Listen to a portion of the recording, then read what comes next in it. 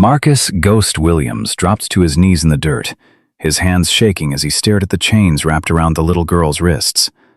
Blood had dried in dark streaks down her arms. Her lips were cracked and bleeding. When she lifted her eyes to meet his, she whispered 4 words that shattered every wall he'd built around his heart in 15 years with the Hells Angels. "Are you an angel, mister?" Ghost's knife was already in his hand. This child, this terrified little black girl chained to a tree like an animal, looked exactly like his daughter would have looked if she'd lived to be 11 years old. Before we continue with this story, please subscribe to our channel and hit that notification bell so you never miss these powerful true stories. And comment below with the city you're watching from. I want to see how far this message of hope and redemption can travel. Now, let's get back to Marcus and the decision that would change everything. The knife screamed against metal. Ghost sawed through the first chain, his knuckles white around the handle. "What's your name, baby girl?" "Sarah." Her voice was sandpaper on glass. "Sarah Thompson." Ghost's hand slipped. The knife clattered against the chain. Thompson. Pastor Marcus Thompson. The same pastor who'd begged Ghost to save his little brother Darius 8 years ago. The same pastor who'd buried Darius 3 months later with 3 bullets in his chest. "How long?" Ghost attacked the chain again, faster now. 3 days, maybe 4. The sun came up 3 times. 3 times. Ghost's jaw cracked from clenching. 3 sunrises while this baby hung here like merchandise. 3 days while he'd been running club errands, drinking beer at the clubhouse, living his life. The chain snapped. Zara's legs folded. Ghost caught her before she hit dirt. "I got you." The words came out rough. "Nobody touches you again. Nobody." Zara weighed nothing, just bones and terror wrapped in torn clothes. Ghost carried her to his Harley, his mind racing through options. Cops? Pastor Thompson? The club? Every choice led somewhere bad. "Mr. Angel?" Zara's voice was so small. "Marcus, or Ghost, that's what people call me." "Why Ghost?" "'Cause I disappear when I need to." He wrapped his leather jacket around her shoulders. It swallowed her whole. "You trust me, Zara?" She should say no. He was a stranger, a biker, covered in tattoos and carrying a knife still wet from cutting her free. Why would she trust him? "You came." She leaned against his chest. "Nobody else came." Ghost's heart stopped. Started again. Stopped. He fired up the bike, keeping it quiet, and pulled Zara in front of him, one arm around her waist. She fit right there against him, and something roared to life in Ghost's chest, something that died 8 years ago when his daughter Amara took bullets meant for him. 20 minutes to the clubhouse. Ghost used every second to plan his words. Bull wouldn't like this. The club had rules. No civilians, especially no kids. But what choice did Ghost have? Leave her at a hospital where the cops would ask questions? Take her to Pastor Thompson's church, where whoever chained her up would know exactly where to find her? The clubhouse sat on Detroit's industrial edge, squat brick building that used to be a machine shop. Ghost pulled around back, hoping to slip through the side door unnoticed. "Ghost!" Diesel Martinez stepped out of the garage bay, wiping grease off his hands with a red rag. "Where you been, brother? Bull's been—" He stopped, stared at Zara. "Who's the kid?" "Found her chained up, Jefferson Avenue. She needs help." Diesel's eyes went wide. He looked at Zara, at Ghost, back at Zara. "Man, you can't bring random kids here. You know the rules." "She's Pastor Thompson's daughter." The rag fell from Diesel's hand. "The pastor? The one who—" "Yeah." "Ghost." Diesel stepped closer, lowering his voice. This is bad. This is really bad. Everything's bad these days. Where's Bull? Inside, executive board meeting. They're talking with the Iron Skulls. Ghost's stomach hit the ground. The Iron Skulls are here? In our clubhouse? Yeah, some kind of truce negotiation. Peace treaty or something. Diesel glanced at Zara again. Look, man, whatever you're planning, the Iron Skulls. What kind of business they running now? Diesel shifted his weight, looked away. The usual. Why? Diesel. I don't know all the details, Ghost. Tell me what you know. Diesel pulled Ghost aside, away from Zara. His voice dropped to barely a whisper. Word is they're expanding. New territory. New markets. What markets? People. Diesel couldn't meet his eyes. They're moving people, Ghost. The rage hit Ghost so hard he swayed. Human trafficking. The Iron Skulls ran a trafficking ring, and Zara had been chained up like inventory waiting for shipment. Bull's in there right now. Diesel jerked his thumb toward the clubhouse. Making a deal with them. Some kind of non-aggression pact. He says it'll bring peace to the whole East Side. Ghost looked at Zara. She stood wrapped in his jacket, watching him with eyes too old for her face. She didn't understand the words, but she knew. Kids always knew. I need to get her somewhere safe, just for tonight. Ghost, when Bull finds out, please, brother. Diesel stared at him for 5 long seconds, then sighed. Storage room, back of the building. Got a cot and a lock. But Ghost, when Bull, I'll handle Bull. They moved fast through side corridors. Voices echoed from the main room. Bull's deep rumble, laughter, bottles clinking. The storage room was small but clean. Someone's crash pad, cot with blankets, mini fridge, small TV on a wooden crate. I'll bring food, Diesel said. Thanks, brother. After Diesel left, Ghost knelt in front of Zara. You stay here tonight. I need to talk to some people. But you're safe, I promise. Her fingers grabbed his jacket. Don't leave me. I'm not leaving. Just down the hall. See that bathroom? Locks from inside. This door too. Nobody gets in unless you let them. What if they come back? They don't know you're here. Ghost pulled out his phone. You know your daddy's number? She rattled off digits. Ghost's thumb hovered over the call button. But something stopped him. If he called Pastor Thompson now, the man would come running. Cops would follow. Questions would be asked. And once cops started digging into why Zara was at the Hells Angels clubhouse, they'd uncovered the club's business with the Iron Skulls. That truce Diesel mentioned? If it involved looking the other way on trafficking, Ghost needed to know before he blew everything up. I'll call him soon, but first I need to make sure everything's safe, okay? Zara nodded. Tears filled her eyes. My mama always said find a police officer if you're in trouble.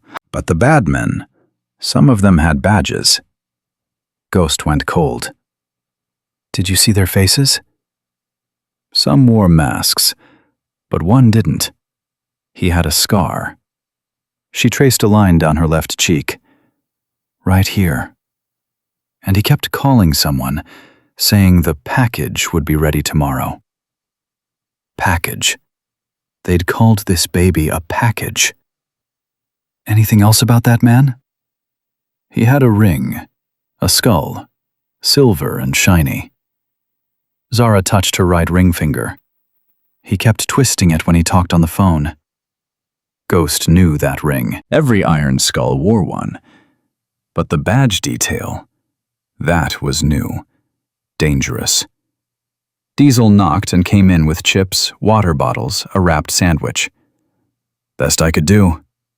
Zara took the food. Her hands shook so bad water sloshed out when she opened the bottle. Slow sips, Ghost said. Your stomach's gonna be sensitive. He and Diesel stepped into the hallway. Ghost pulled the door almost shut. Iron Skulls have cops on payroll. Diesel's face went white. How do you know? The kids saw badges. One of them wore a skull ring. Ghost.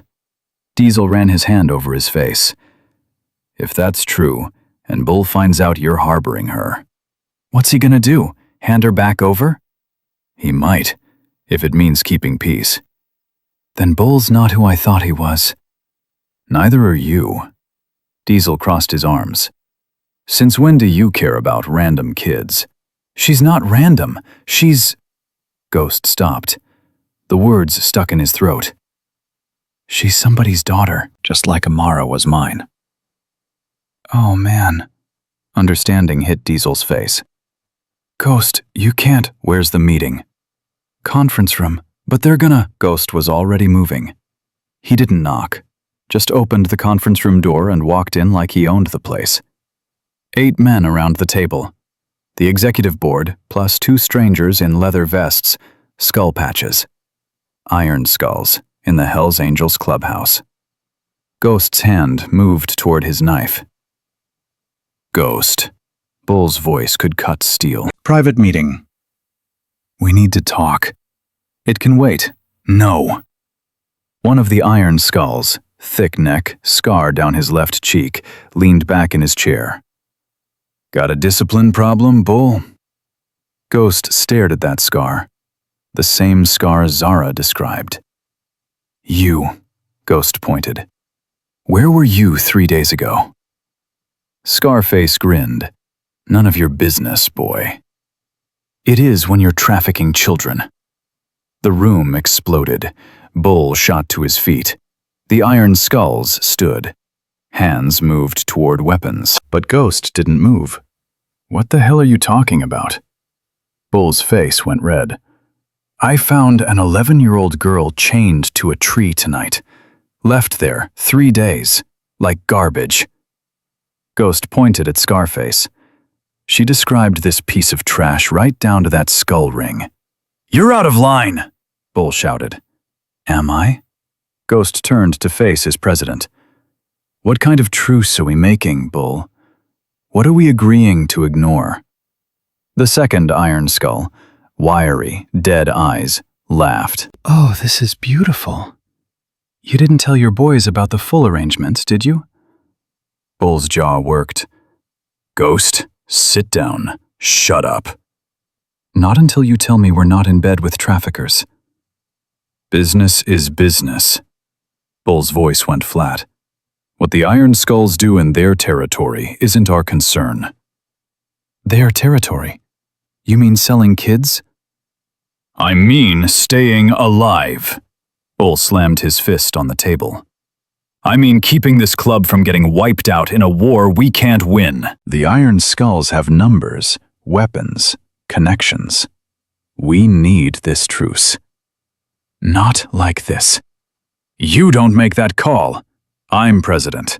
I decide what's best for this club. Scarface was still grinning. Sounds like mutiny, Bull. Want us to handle your problem? Nobody handles anything. Bull's eyes stayed on Ghost. Where's the girl? Ghost said nothing. Is she in this clubhouse? The silence answered. Bull closed his eyes. Jesus Christ. Do you have any idea what you've done? Yeah. Saved a child's life. You brought police attention on all of us. That girl's father is a pastor. He's probably called the cops already. When they find out she was here, then maybe we should have something better to tell them than we were too scared to help. The wiry Iron Skull pulled out his phone. I'm calling Reaper. Put it away, Bull ordered. Your boy just accused us of felonies. Reaper needs to know. Ghost's mind raced. Reaper Donovan, Iron Skull's leader. Former Detroit cop turned gang boss. If he found out Zara was here, nobody calls anybody. Ghost pulled his knife. Not until that girl is safe. You're pulling a weapon on our guests? Bull's voice went deadly quiet. I'm protecting an innocent kid. What are you doing? Bull stared at him. For 1 second, Ghost thought he saw doubt in the older man's eyes. maybe shame. But Bull shook his head. Viper, Ace, take Ghost outside, help him cool down. Two Hell's Angels stood, Men Ghost had ridden with for years, fought beside, bled with. Bull, don't do this. You did this when you brought that girl here. Now we clean up your mess. Viper and Ace approached, hands raised. Come on, Ghost, Viper said. Let's just take a walk. Ghost looked around the table. His brothers, every single one of them. Not one would meet his eyes, except Diesel in the doorway, his face torn with conflict. The girl. Scarface stood. Where is she exactly? Not your concern. See, that's where you're wrong. Scarface's grin widened. That's premium merchandise. Already got a buyer. International transaction. Big money. Ghost lunged, knife aimed at Scarface's throat, but Viper and Ace grabbed him, hauled him back. Easy, Ace grunted. Don't make this worse. Worse? Ghost fought their grip. How does it get worse than this? Bull stepped between Ghost and the Iron Skulls. Meeting's over. Our guests leave. We handle internal discipline ourselves. The girl, the wiry skull said. Gets returned to her father, Bull said firmly. Unharmed. Not good enough. Scarface leaned forward. She saw faces. Can identify. She's 11 years old, Bull interrupted. Her father's a prominent community leader. She disappears, this whole city burns. You want that heat? The Iron Skulls exchanged looks. 24 hours, the wiry one said. You got 24 hours to make this right. Otherwise, Reaper handles it his way. They left, boots echoing down the hall. Bull rounded on Ghost. Where is she? Ghost stayed silent. Ghost, so help me. Storage room, Diesel said quietly. Back storage room. Ghost's head whipped around. Diesel, I'm sorry, brother. Diesel couldn't look at him. But Bull's right. We can't protect her. Not from them. Bull moved toward the door. Ghost broke free and blocked his path. You're really gonna hand that child back to them? After what they said? I'm calling her father to pick her up, like I should have done the second you brought her here. And when the Skulls come for her at her father's church? Not our problem. Everything is our problem, Ghost's voice cracked. That's what brotherhood means. We protect people who can't protect themselves. We protect each other, Bull corrected. That's it. That's all we can afford. Then what's the point of any of this if we're no better than them? Bull pushed past him. Viper, Ace, keep Ghost here while I deal with this. Ghost watched his president walk away. Something inside him shifted, locked into place.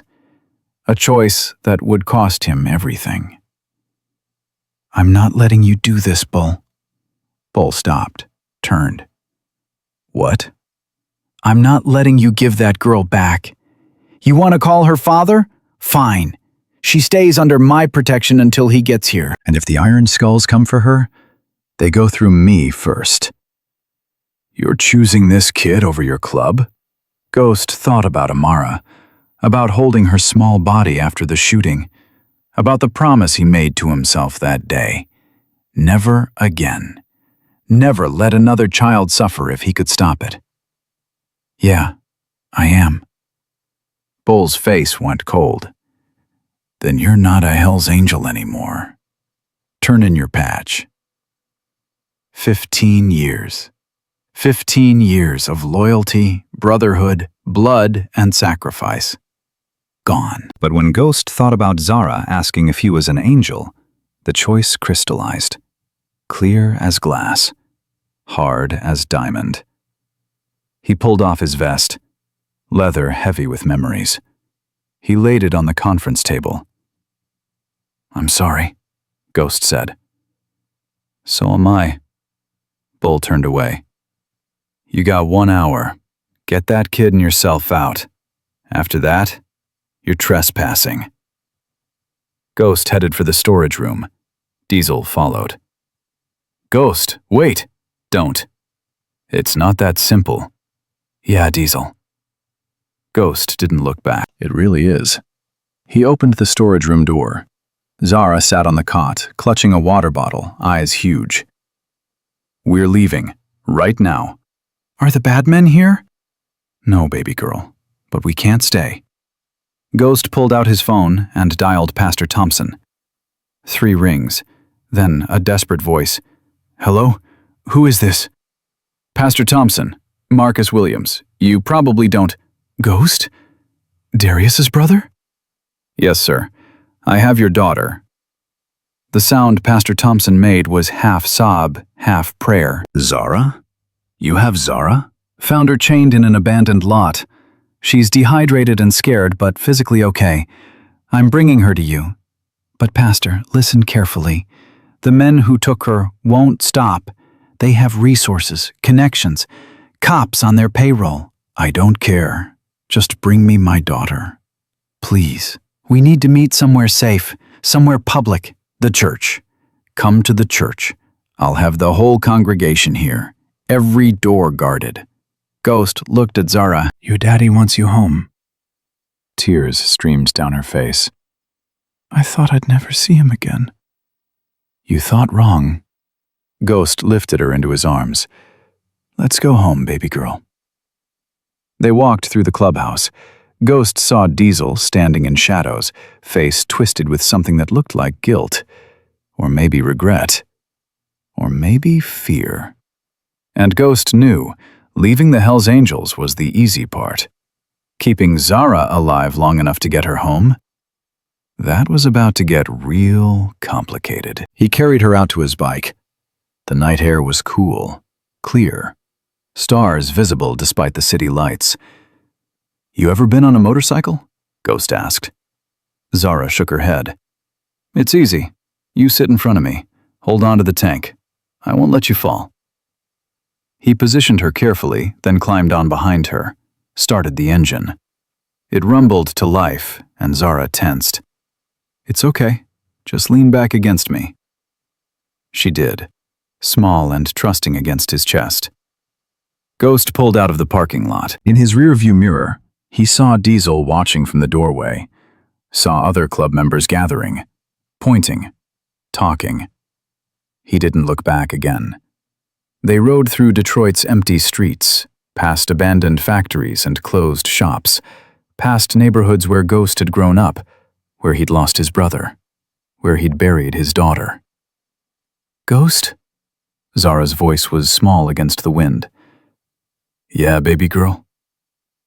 Why did you help me? The question hit him hard. Why had he? He could have kept riding that night, could have minded his own business, could have made the smart choice and stayed out of it. Because nobody helped my little girl when she needed it, Ghost said. And I promised myself if I ever got another chance, I'd do better. What happened to your little girl? She died 8 years ago. She was your age. I'm sorry. Me too, baby girl. Me too. They rode in silence for a while. Then Zara asked, What was her name? Amara. It means grace. That's pretty. She was pretty. Smart, too. Funny. She used to make up songs about everything. Brushing teeth, tying shoes, eating breakfast. Everything was a song. I like songs, too. Ghost smiled despite everything. Yeah? What kind? Church songs, mostly. My daddy's a pastor, so we sing a lot. I remember. I used to go to your daddy's church. Long time ago. Really? Yeah. Before things got bad. Before I joined the club. Ghost paused. Your daddy tried to save my little brother. Tried real hard. What happened? My brother didn't want to be saved. He wanted to be tough, wanted to be respected. So he joined a gang, and 3 months later he was dead. Is that why you joined the Angels? Part of it. Mostly I joined because I was angry. At the world, at God, at everyone. Ghost took a breath. And then I had Amara. And everything changed. She made me want to be better. Made me think maybe I could be better. But she died. Yeah. Wrong place, wrong time. Bullets meant for me hit her instead. Ghost's voice went rough. After that, I stopped trying to be better. Figured there was no point. And now? Now? Ghost looked down at this brave little girl who'd survived 3 days chained to a tree. Now I think maybe I got one more chance to get it right. They pulled up to Pastor Thompson's church. It was a small building, white paint peeling, cross on the roof lit up against the dark sky. But lights blazed in every window, and people stood outside. Dozens of them. The whole congregation, just like Pastor Thompson promised. Ghost killed the engine, helped Zara off the bike. The church doors flew open. A man ran out, tall, thin, graying hair, tears streaming down his face. Zara! Pastor Thompson dropped to his knees in front of his daughter. Oh, thank God. Thank God. Zara ran to him, threw her arms around his neck. They held each other, both crying, both shaking. Ghost stood back, watching. This was what he'd fought for. This moment, right here. Pastor Thompson looked up at him. Marcus, I don't know how to thank you. Don't thank me yet. The men who took her, I know. You said they have resources. Pastor Thompson stood, keeping one arm around Zara. Come inside. Let's talk. They went into the church. Congregation members surrounded them immediately. Women fussing over Zara, men shaking Ghost's hand, everyone talking at once. Pastor Thompson led Ghost to his office, closed the door. The noise faded. Tell me everything, the pastor said. Ghost did. The abandoned lot, the chains, the iron skulls, the trafficking ring, the cops on their payroll, the truce his club was making. All of it. Pastor Thompson's face went from grateful to horrified to determined. You gave up your club for my daughter, he said quietly. Wasn't much of a choice once I saw her. It's always a choice, Marcus. And you chose right. Pastor Thompson moved to his desk, pulled out a card. This is Detective Sarah Chen. She's with a federal task force investigating human trafficking. She's clean, not on anyone's payroll. You need to talk to her. Federal? The trafficking problem is bigger than just Detroit, bigger than the Iron Skulls. Pastor Thompson handed Ghost the card. They've been building a case for 2 years, but they need witnesses, people brave enough to testify. Ghost looked at the card. Detective Sarah Chen, FBI, Human Trafficking Task Force. Zara can't testify, Ghost said. She's been through enough. I'm not asking her to, but you can. You saw where they kept her. You know who's involved. You can help them shut this down. They have cops on payroll, Pastor. How do I know this detective is clean? Because I've known Sarah for 5 years. She goes to church 3 blocks from here, volunteers at the youth center. She's one of the good ones, Marcus. I'd stake my life on it. Ghost pocketed the card. I'll think about it. Don't think too long. You said the Iron Skulls gave your club 24 hours. That clock's ticking. A knock on the door. One of the congregation members, elderly woman, gray hair, kind eyes. Pastor, Zara's asking for Ghost. They found her in the church's small kitchen. Women had cleaned her up, given her fresh clothes, fed her soup. She looked better. Still scared, still traumatized, but better. Ghost? She stood when she saw him. Are you leaving? I need to, baby girl, but you're safe now. Your daddy's here. All these people, they're gonna protect you. But what about you? I'll be fine. The bad men are still out there. I know, but I'm gonna make sure they can't hurt anyone else. Zara hugged him, small arms around his waist. Thank you for being my angel. Ghost's eyes burned.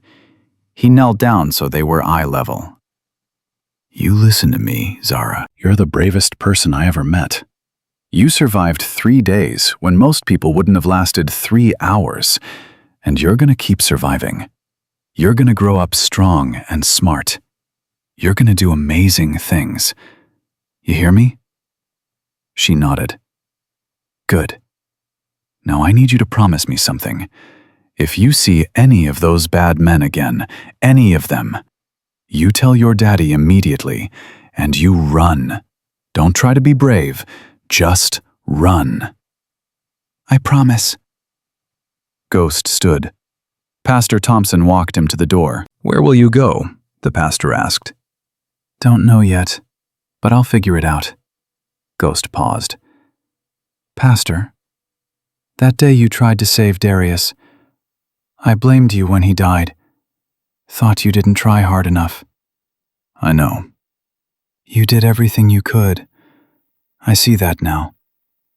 Sometimes people just can't be saved. Everyone can be saved, Marcus. They just have to want it. Pastor Thompson put his hand on Ghost's shoulder. And I think you want it now. Ghost didn't know what to say to that, so he just nodded and walked out. His motorcycle sat alone in the parking lot. The congregation had gone back inside. The night was quiet except for distant traffic. Ghost pulled out the card Detective Chen had given him, stared at it for a long moment. Then he pulled out his phone and dialed. It rang twice. Detective Chen? My name is Marcus Williams. Pastor Thompson gave me your number. I have information about a human trafficking operation in Detroit. There was a pause. Can you come to my office? I can come now. Where are you? Ghost gave her the church address. Stay there. I'm 10 minutes away. Ghost hung up, sat on his bike, looked up at the stars. I hope I'm doing the right thing, Amara, he said quietly. I hope you'd be proud of your old man. The stars didn't answer, but Ghost felt something shift inside him anyway. Something that had been broken for 8 years, starting to knit back together. He didn't know what came next. Didn't know if talking to the feds would help or just make everything worse. But he knew one thing for absolute certain. He'd found his purpose again. And he'd burn the whole damn city down before he let anyone hurt another child like they'd hurt Zara. 10 minutes later, an unmarked sedan pulled into the parking lot. Ghost's new life was about to begin. Detective Sarah Chen stepped out of the unmarked sedan carrying a leather bag and a coffee that smelled like it had been sitting too long. She was shorter than Ghost expected, maybe 5'4", with black hair pulled into a tight bun and eyes that didn't miss anything. She scanned the parking lot twice before walking toward him. Marcus Williams? Ghost. I prefer real names. She held out her hand. Ghost shook it. Her grip was firm. Pastor Thompson speaks highly of you. Says you saved his daughter. I found her. She saved herself by lasting 3 days. Chen pulled out a notebook. Tell me everything. Start with how you found her. Ghost did. The abandoned lot, the chains, Zara's description of Scarface and the skull ring, the cops with badges, the phone call about the package. Every detail burned into his memory. Chen wrote fast, her pen scratching across paper. The man with the scar. You saw him tonight? At my clubhouse. He's Iron Skulls. They were there making a truce with the Hells Angels. Chen's pen stopped. The Hells Angels were negotiating with known traffickers? My former club, Ghost corrected. I'm not with them anymore. Because you chose to protect Zara. Because they chose not to. Chen closed her notebook. Marcus, what I'm about to tell you doesn't leave this conversation. The Iron Skulls aren't just a local gang. They're a node in an international trafficking network. We're talking operations in 12 states and 4 countries. The man you described, we've been hunting him for 18 months. Ghost's hands tightened on his bike's handlebars. You know who he is? Vincent Carver, former Detroit PD. Got kicked off the force for excessive force complaints. Now he's Reaper Donovan's right hand. Chen pulled out her phone, showed Ghost a photo. Same scar, same dead eyes. He's personally responsible for moving at least 40 children in the last year. That we know of. 40? Minimum. And Reaper Donovan? Chen swiped to another photo. Broad shoulders, cold smile, police uniform. Former FBI. He ran organized crime investigations for 6 years before we caught him taking payoffs. He knew every tactic we'd use, every informant we had. When he went to the Iron Skulls, he took that knowledge with him. Ghost felt sick. Former FBI, running a trafficking ring. Using everything we taught him to stay ahead of us. Until tonight. Until you found Zara. Chen leaned against his motorcycle. She can identify Carver, place him at the scene, connect him to the trafficking operation. That's huge for our case. She's been through enough. I'm not putting her on a witness stand. I'm not asking you to, not yet.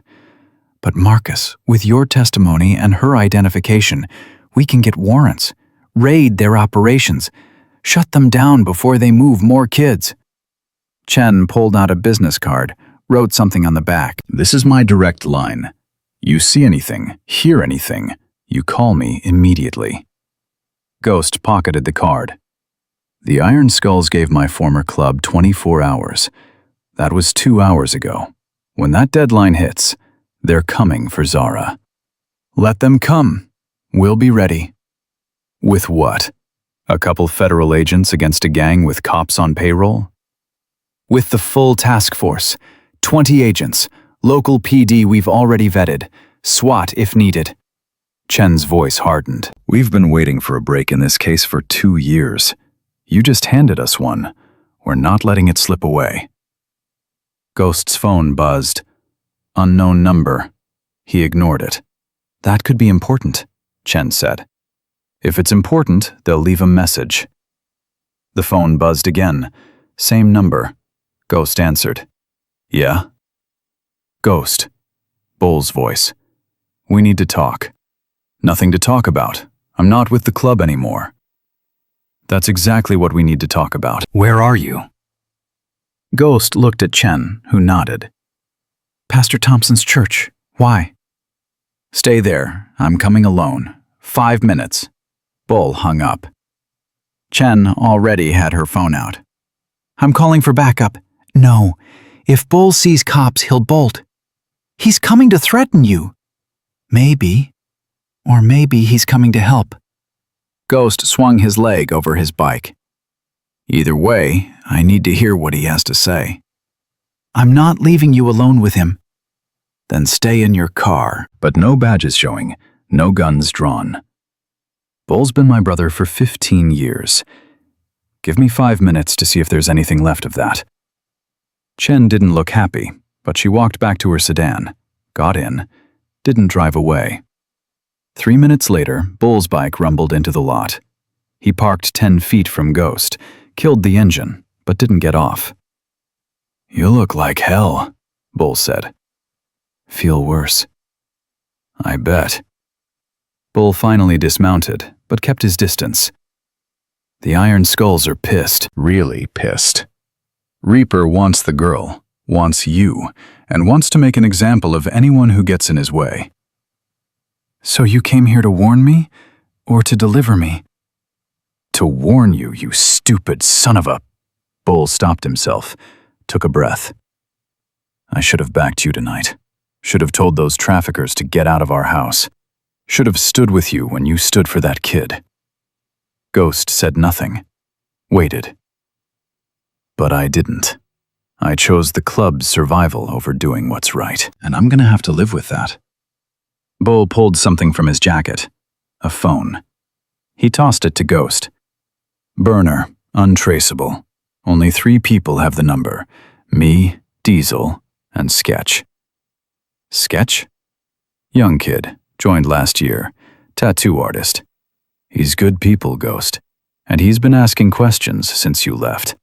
Questions about what we stand for. What we're becoming. Bull met Ghost's eyes. You started something tonight. Not everyone in the club agrees with what I did. Some of them think you're right. Think we sold our souls for a truce that's not worth having. How many? 6, maybe 7 who'd actually do something about it. Another dozen who are sympathetic but scared. Bull kicked at the gravel. Reaper knows about the split. He's planning to hit us too. Take out anyone who might side with you. Consolidate his power on the east side. When? Don't know exactly, but it's coming fast. Bull started walking back to his bike, then stopped. The storage room where the kid was? I put some supplies there. Cash, fake IDs, ammunition, combinations your daughter's birthday. Ghost's throat tightened. You remember Amara's birthday? I remember everything about her, Ghost. She called me Uncle Bull. Used to make me tea parties with her stuffed animals. Bull's voice cracked. When she died, I lost a niece. You lost everything. And tonight when I saw that other little girl, I should have remembered that. Should have been the man Amara thought I was. You still can be. Bull climbed on his bike. Maybe, but right now you need to worry about staying alive. Reaper's got a 48-hour contract out.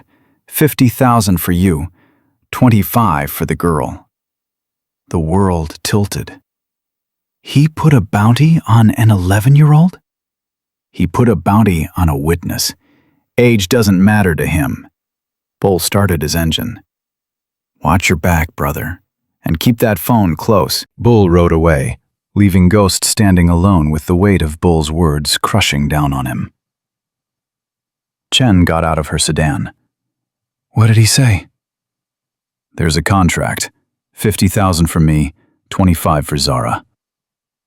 Chen's face went pale. We're moving both of you into protective custody, right now. No. Marcus, this isn't negotiable. I'm not hiding, and I'm not putting Zara through being moved again.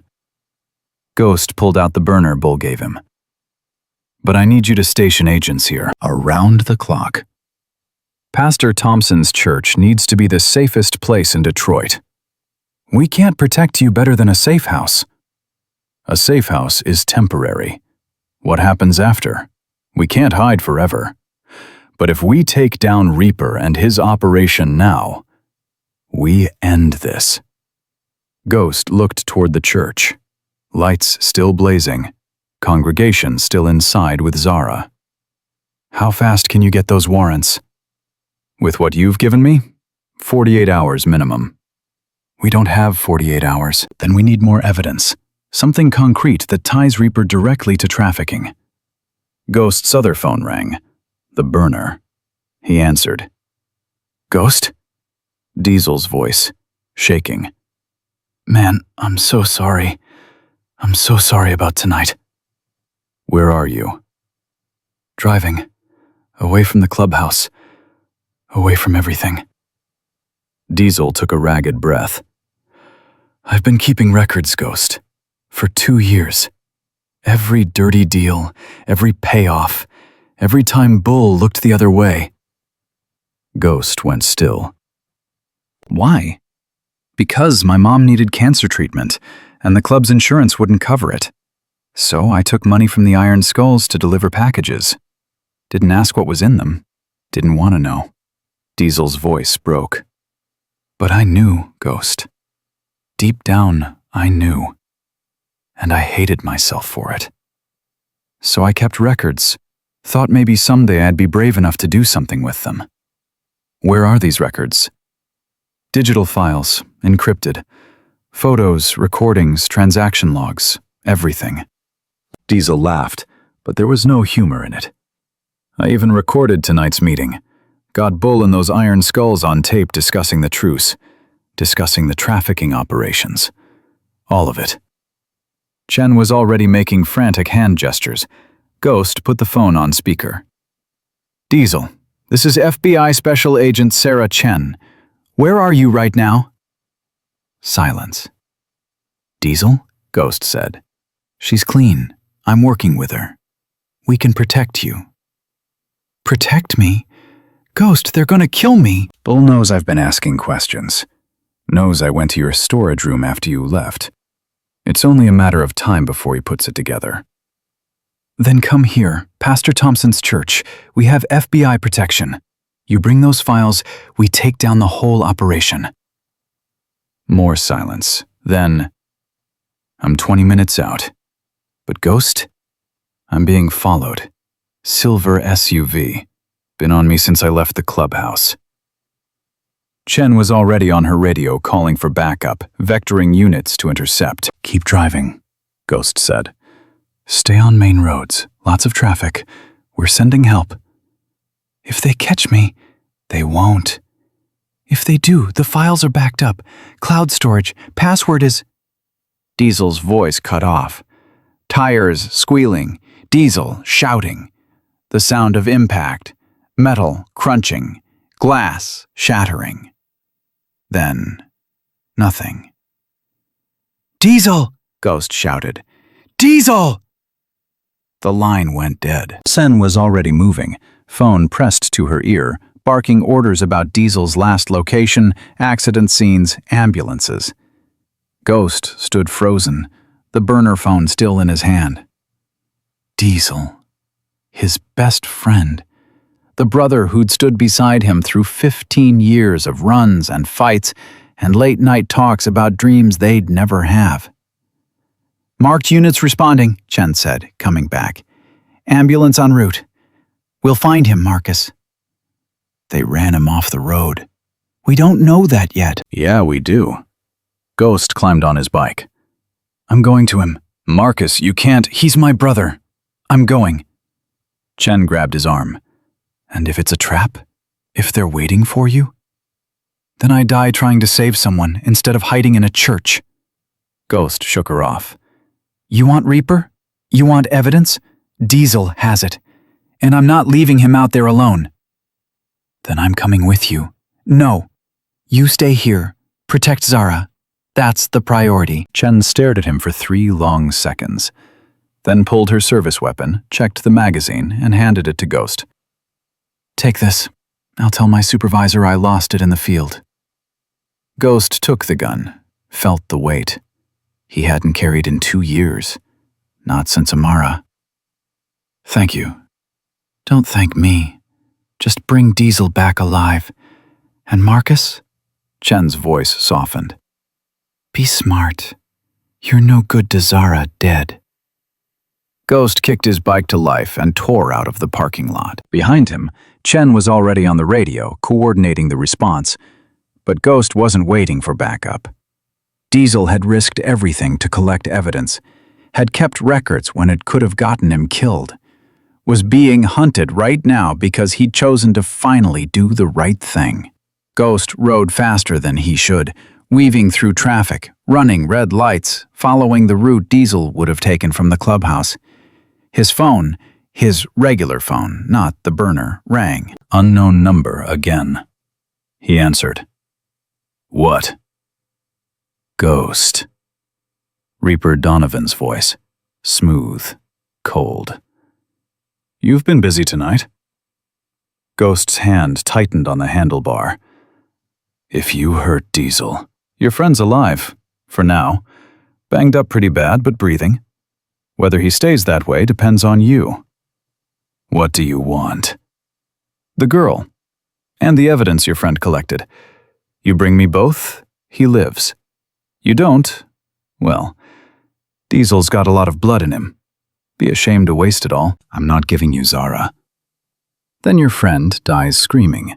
And after him, the pastor, his wife, every congregation member in that church, everyone you've touched tonight dies bloody.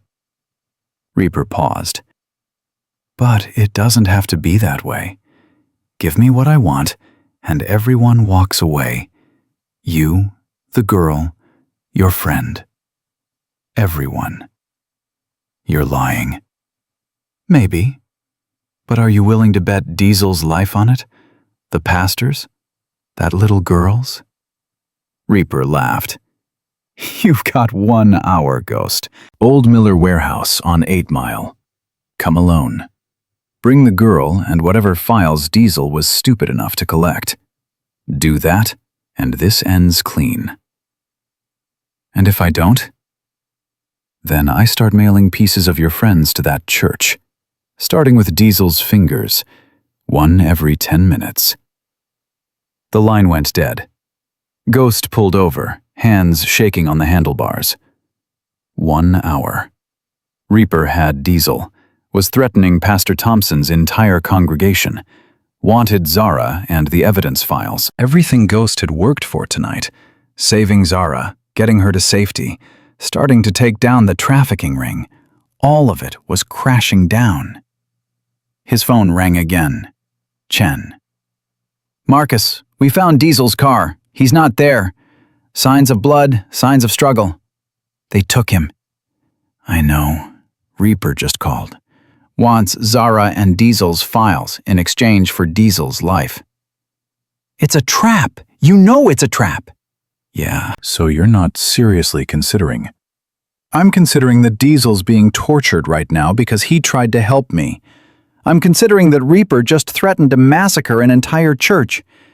I'm considering that I've got 1 hour to figure out how to save everyone. Chen was quiet for a moment. Then, where's the meet? Old Miller Warehouse, 8 Mile. I know it. We can set up a perimeter, position snipers. No. He said come alone. He'll have spotters watching. Any sign of cops, Diesel dies. Then what's your plan? Ghost watched traffic flow past him.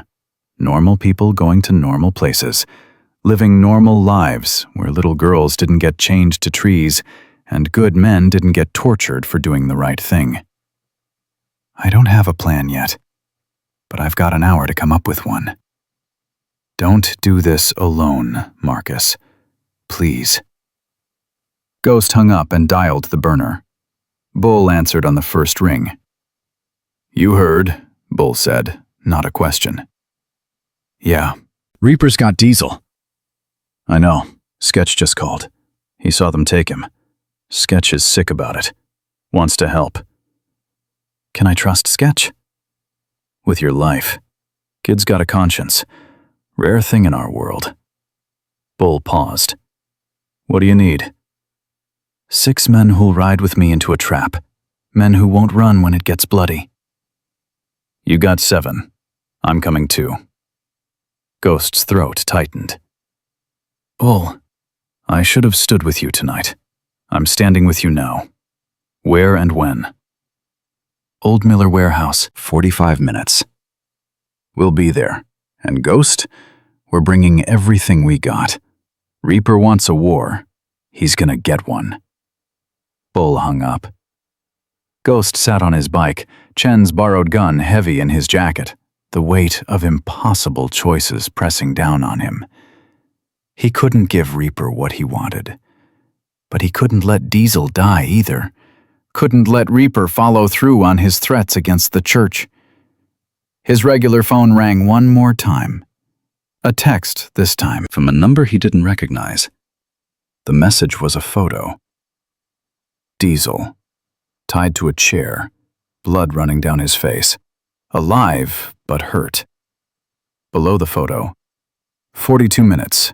Don't be late. Ghost saved the image, forwarded it to Chen, then kicked his bike back to life. He didn't have a plan. Didn't have backup he could count on. Didn't have anything except a borrowed gun, a group of bikers with more courage than sense, and 42 minutes to figure out how to save his best friend without sacrificing an innocent child. But as Ghost rode toward 8 Mile, toward the warehouse where Reaper waited, toward a confrontation that would probably get him killed, he thought about Amara. about the promise he'd made 8 years ago to never let another child suffer if he could stop it. And he thought about Zara asking if he was an angel. Maybe he wasn't an angel, but tonight, he was going to raise hell like one. The warehouse loomed ahead in the darkness, and Ghost didn't slow down. 7 motorcycles pulled into the warehouse district 5 minutes before Ghost. He heard them coming, that distinctive Harley rumble echoing off empty buildings. Bull leading, Sketch right behind him, 5 others Ghost recognized from years of riding together. They parked in formation, engines idling, waiting. Ghost pulled up beside Bull. "You came. Said I would." Bull looked older in the sodium lights. Tired. "Sketch brought something you need to see." Sketch was maybe 22, lean and wiry, with ink covering both arms. He pulled out his phone, hands shaking. "I've been recording everything, since I joined. Every meeting, every deal, every conversation." "Why?" Ghost asked. "Because my sister," Sketch's voice cracked. "She disappeared 3 years ago. 14 years old. Gone. Police said she ran away, but I knew better. And when I started hearing rumors about the Iron Skulls, about what they do..." He stopped, swallowed hard. "I joined the Angels to get close, to find out what happened to her." Ghost went cold. "Did you?" "Yeah. She's dead. Sold overseas 2 months after they took her. Died in transport." Sketch's hands tightened on his phone. "So I've been collecting evidence ever since. For 3 years, waiting for the right moment to burn them all down." "Why didn't you go to the cops?" "Because half the cops work for Reaper. I tried once. Detective I talked to told Reaper everything. I barely got out alive." Sketch held up his phone. "But tonight, when you stood up to Bull, when you chose that little girl over the club, I knew. It was time." Bull spoke up. "Showing the recording from tonight." Sketch pulled up a video. The conference room, tonight's meeting. Ghost heard his own voice confronting Reaper's men, heard Bull trying to keep the peace, heard everything. But he also heard something he'd missed in the moment. The wiry Iron Skull, the one with dead eyes, had said something to Scarface right before they left. Something Ghost hadn't caught because Viper and Ace were holding him back. "Play that part again," Ghost said. Sketch rewound, enhanced the audio. The wiry Skull's voice came through tinny, but clear. "The pastor's kid was just a test run. Wait till you see what we got lined up for tomorrow night. 24 kids. International buyers. Biggest score we ever had." Ghost's blood turned to ice. "Tomorrow night. They're moving 24 children tomorrow night." "That's why we need Diesel's files," Bull said. "He's got locations, schedules, everything we need to stop them." "First, we need to get Diesel out alive." "About that." Sketch pulled up another video. Security footage from outside the warehouse, time-stamped 14 minutes ago. "I've got a drone. Been watching the place since Reaper's men brought Diesel in. There's 20 guys inside, maybe more. They're expecting you to come alone, but they're ready for war." Ghost counted the armed silhouettes in the footage. 20 Iron Skulls, 7 bikers. Not good odds. His phone buzzed. Chen. "Where are you?" she asked. "Block away from the warehouse, with backup." "How many?" 7. "Against 20? Marcus, that's suicide." "You got a better idea?" "Yeah, wait for my team. We're 15 minutes out." "Reaper gave me 45 minutes. We're down to 38. If I'm late, he starts cutting off Diesel's fingers." "If you go in there outnumbered 3-1, you both die." "Then I better be fast." Ghost hung up. Bull was watching him. "What's the play?" Ghost looked at the 7 men who'd risked everything to ride with him tonight. Men who'd chosen conscience over safety, brotherhood over self-preservation. "Sketch, your drone. Can it make noise?" Yeah? Why? Because we're going to give Reaper exactly what he expects. Me walking in alone, unarmed, ready to negotiate. Ghost pulled Chen's borrowed gun from his jacket, handed it to Bull. While 20 Iron Skulls are watching me, you 7 come in through every other entrance, fast and loud. That's not a plan, one of the other bikers said. That's a death wish. You got a better idea, Ace? Ace, same guy who'd held Ghost back during the meeting, shook his head. Just making sure you know this is crazy. Everything tonight's been crazy. We're past sanity now. Ghost checked his watch.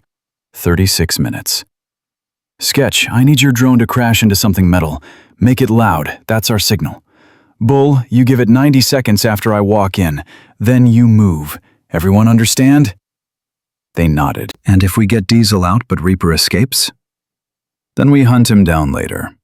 Tonight's about saving Diesel and stopping tomorrow night's shipment. Ghost kicked his bike to life. Let's go remind the Iron Skulls why they used to be scared of the Hells Angels. The warehouse loomed ahead, 3 stories of rusted metal and broken windows. Ghost counted 7 vehicles out front, lights on inside, movement in the windows. He parked his bike 50 feet from the entrance, killed the engine, walked forward alone. The door opened before he reached it. Vincent Carver stepped out, that scar cutting down his face like a railroad track. He held a gun casually at his side. Ghost. Right on time. Where's the girl? Safe.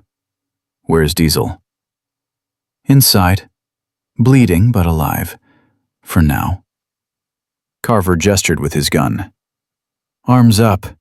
Need to check you for weapons. Ghost raised his arms.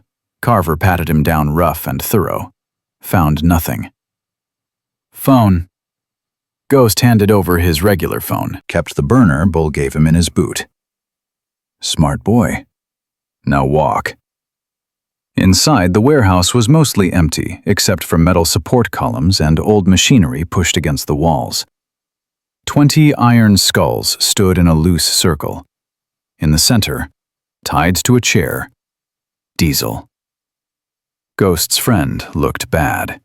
One eye swollen shut, blood crusting on his face and shirt, breathing shallow and ragged. But alive. Diesel. Diesel's good eye opened. Ghost, don't give them anything. One of the Iron Skulls hit Diesel across the face. His head snapped back. Enough. Reaper Donovan stepped out from behind a support column. He was bigger in person than in photos, 6'3", maybe 250. That former cop bearing still visible in how he moved. Ghost. We finally meet. I've heard a lot about you. Wish I could say the same.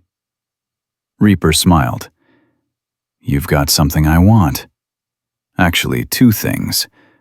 The girl and whatever files your friend collected. And you've got something I want. Diesel. Alive and unharmed. Well, we're past unharmed, but alive can be arranged. Reaper walked closer. Here's how this works. You tell me where the girl is, where the files are, and your friend gets to keep breathing. Simple transaction. Except you're lying. I give you what you want, you kill us both. Probably. But here's the thing. You give me what I want, I kill you fast, painless.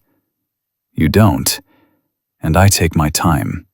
With both of you. And then I go to that church and start with the pastor's wife, then his daughter, then every single person who tried to help you tonight. Reaper pulled out a knife. So what's it gonna be, Ghost? Fast death or slow one? How about option 3? What's option 3? The one where you end up in federal prison, getting exactly what you deserve. Reaper laughed. You think the FBI scares me? I used to be FBI. I know every trick, every tactic, every informant they've got. They can't touch me. Yeah, except you forgot one thing. What's that? They're not relying on informants anymore. They've got recordings, videos, evidence collected by people you never suspected. Ghost looked at Diesel. How long you think it'll take FBI forensics to crack Diesel's cloud storage? Hour? 2? By morning, they'll have everything. Every deal you ever made, every kid you ever moved, every cop you ever paid off. Everything. Reaper's smile faded. The files are encrypted. Diesel's smart, but Chen's smarter. She's already working on them, and when she cracks that encryption, and she will, you're done. So here's my counteroffer. You let Diesel go, you turn yourself in, and maybe you get a deal that keeps you out of maximum security. Or I just kill you both right now and disappear. You could try. Reaper studied Ghost for a long moment. Then he turned to Carver. Kill him. Carver raised his gun. That's when Sketch's drone crashed through a third-story window, screaming like a banshee, and all hell broke loose.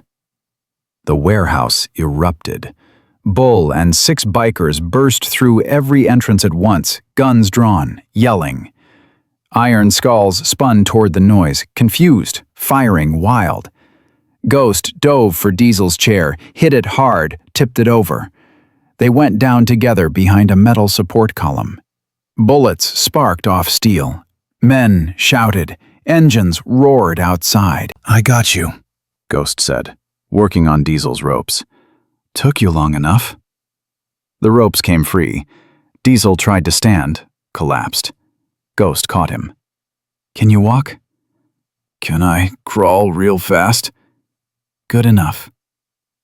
They moved along the wall, using machinery for cover.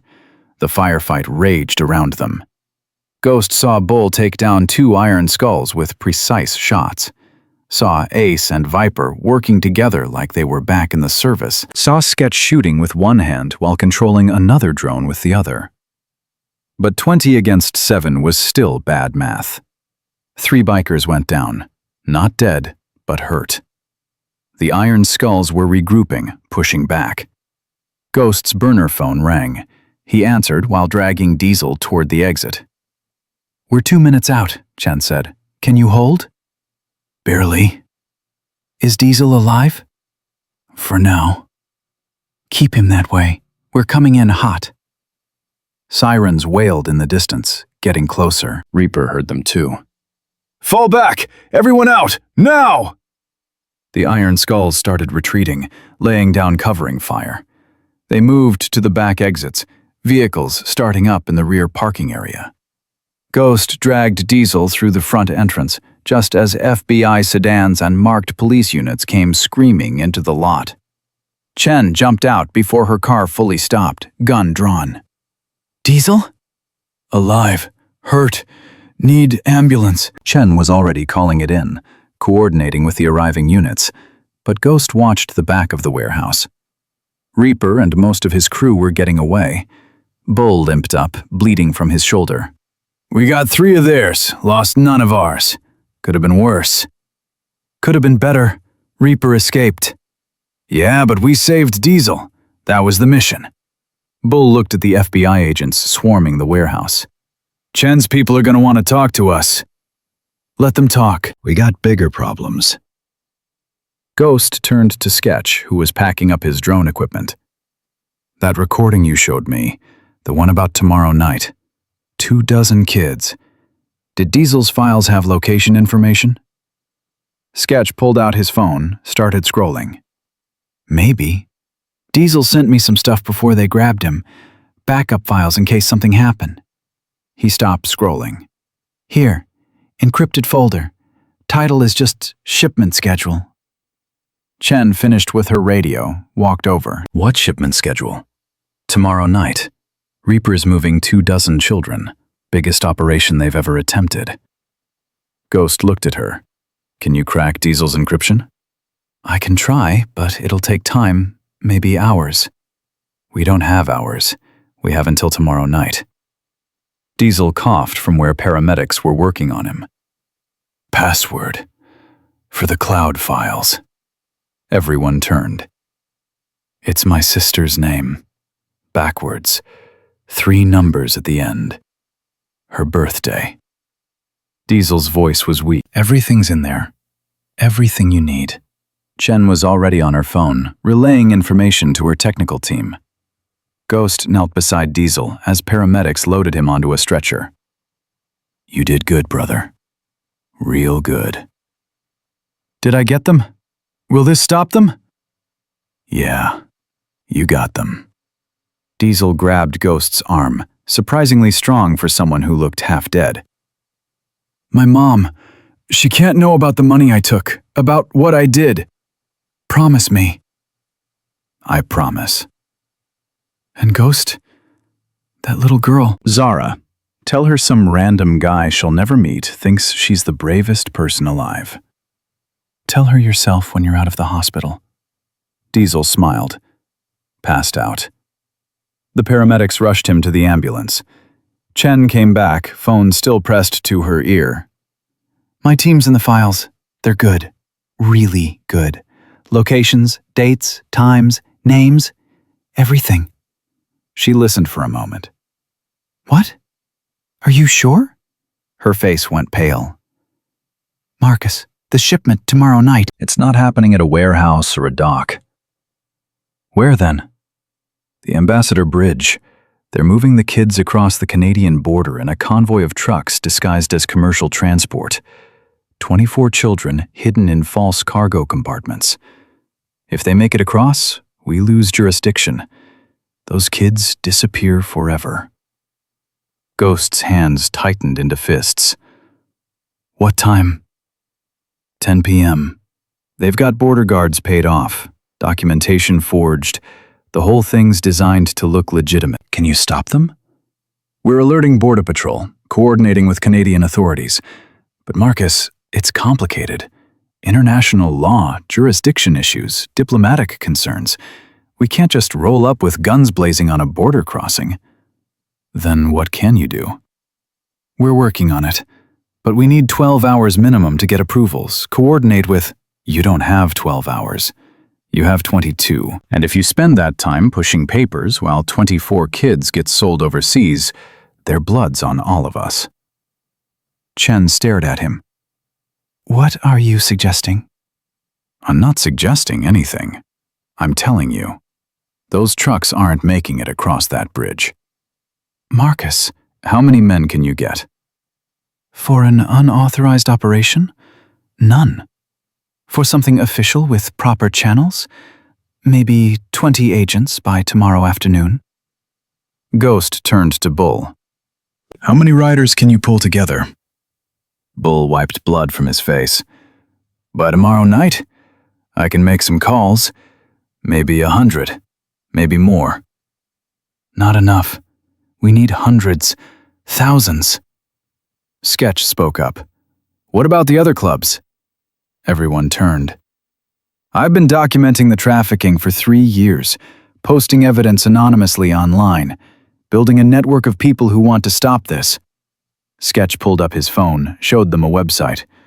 Forums, chat rooms, social media. Bikers, truckers, community activists, people who've lost kids, people who want to help. There's thousands of them, waiting for someone to lead. Ghost looked at the website. Pictures of missing children, stories from families, calls to action. Thousands of comments, shares, followers. How fast can you mobilize them? Ghost asked.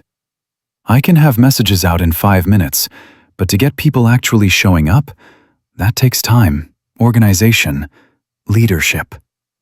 Bull pulled out his phone. I know presidents from clubs in 6 states. Good men. They'll ride if I ask. Chen held up her hand. Wait, you're talking about what? A civilian blockade of an international border? That's a federal crime. Multiple federal crimes. So arrest us after, Ghost said. After the kids are safe. Marcus, this is insane. You can't just... Yes, I can. We can. Because if we don't, those kids disappear. Forever.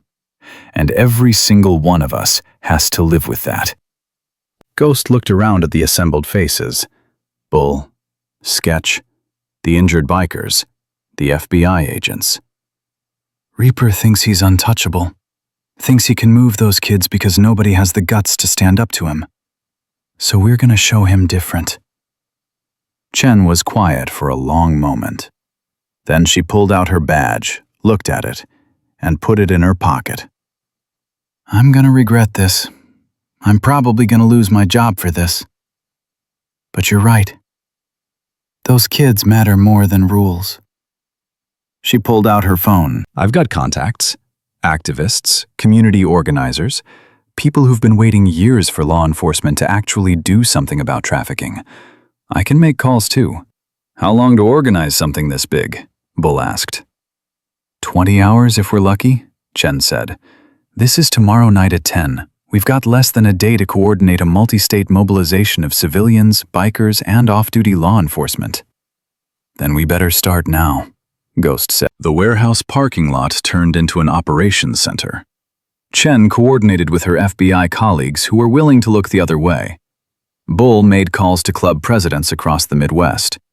Sketch worked his online network, posting calls to action, organizing digital resources. By 3 a.m., commitments were rolling in. 50 bikes from Ohio, 70 from Indiana, 100 from Illinois. More calls coming every minute. By dawn, the number was over 500. By noon, it hit 1,000. Ghost stood in Pastor Thompson's church, which had transformed into an ad hoc headquarters, watching the numbers climb on Sketch's laptop. Representatives from a dozen motorcycle clubs, community activists, parents of missing children, off-duty cops who were tired of looking the other way, truck drivers willing to cause accidental traffic jams, people who'd never met but were united by one simple conviction, that children mattered more than anything else. Pastor Thompson brought Ghost coffee. You started something, son. I just found one little girl. One little girl changed everything. Thompson looked at the activity around them. Zara's upstairs, sleeping, finally. She asked about you. What'd you tell her? That her angel was busy, but he'd come see her soon. Ghost nodded. After tomorrow. After this is over. And if it's not? If Reaper wins? He won't. You sound certain. I am, because for once in my life, I'm on the right side of something, and that's gotta count for something. Thompson squeezed Ghost's shoulder. It counts for everything. By 6 p.m., the number reached 2,000 riders. By 8 p.m., it hit 3,000. Ghost's phone, the burner Bull gave him, rang. Unknown number. He answered. Yeah? Ghost. Reaper's voice. I underestimated you. That business at the warehouse, very dramatic. But it doesn't matter. My shipment's still happening. Nothing you can do to stop it. We'll see. No, we won't. Because I know what you're planning. The big mobilization. Thousands of riders heading to the bridge. Very impressive. Very stupid. Reaper paused. See, while you've been organizing your little protest, I've been making calls too. To people with real power. And they're very interested in shutting down your operation before it starts. Meaning what? Meaning Michigan State Police are about to raid Pastor Thompson's church. Arrest everyone for conspiracy to commit domestic terrorism. You, the pastor, every biker in that building. By tomorrow morning, you'll all be in federal custody. Reaper laughed. And while you're being processed, my trucks roll across that bridge. Those kids disappear. And there's nothing you can do about it. You're bluffing. Am I? Tell me, Ghost. Do you hear sirens yet? Ghost moved to the window. In the distance, flashing lights, multiple vehicles.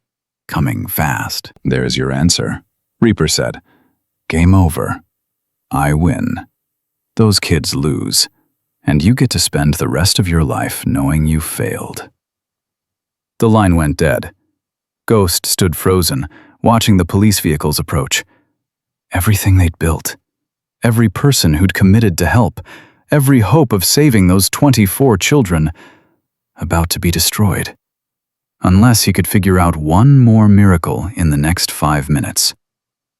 Chen was already moving toward the door when Ghost grabbed her arm. Wait, those aren't state police. What?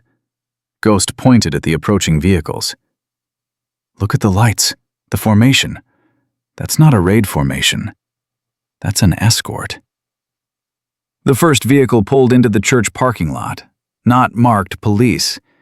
A news van, Channel 7. Then another, Fox News, CNN. 6 vehicles total, all media. A woman stepped out of the lead van, sharp suit, professional makeup, microphone all ready in hand. She walked straight toward the church entrance where Ghost and Chen stood. Marcus Williams? I'm Rebecca Chen, no relation. She nodded at Chen. I'm with Channel 7 Investigative Unit. We got a tip about a major story happening here. Something about stopping a child trafficking operation? Ghost's mind raced. Who told you that? Anonymous source, but they sent documentation, videos, evidence of human trafficking by the Iron Skulls gang. Did the FBI was coordinating with civilians to stop a shipment tomorrow night? Rebecca looked around at the bikers, the activists, the organized chaos. Is it true? Chen started to say no, but Ghost spoke first. Yeah, it's true. Marcus, Chen hissed. You want to stop Reaper? Ghost said quietly. This is how. He threatened to have us arrested for domestic terrorism, but he can't do that if we're already national news. Can't disappear 24 kids if the whole country's watching. Rebecca was already signaling her camera crew. Can we get this on record? An interview? You can get everything on record. Names, faces, evidence, all of it. Ghost turned to the assembled crowd. Everyone willing to speak on camera? Line up. Tell your stories. Show your faces. We're not hiding anymore. Within 30 minutes, the church was flooded with news crews. Every major network, local stations, independent journalists. Sketch had sent his evidence to all of them, timed perfectly to arrive just as Reaper's raid was supposed to happen. Pastor Thompson spoke about Zara, about finding his daughter traumatized but alive. Parents of missing children shared photos, told stories, cried on camera.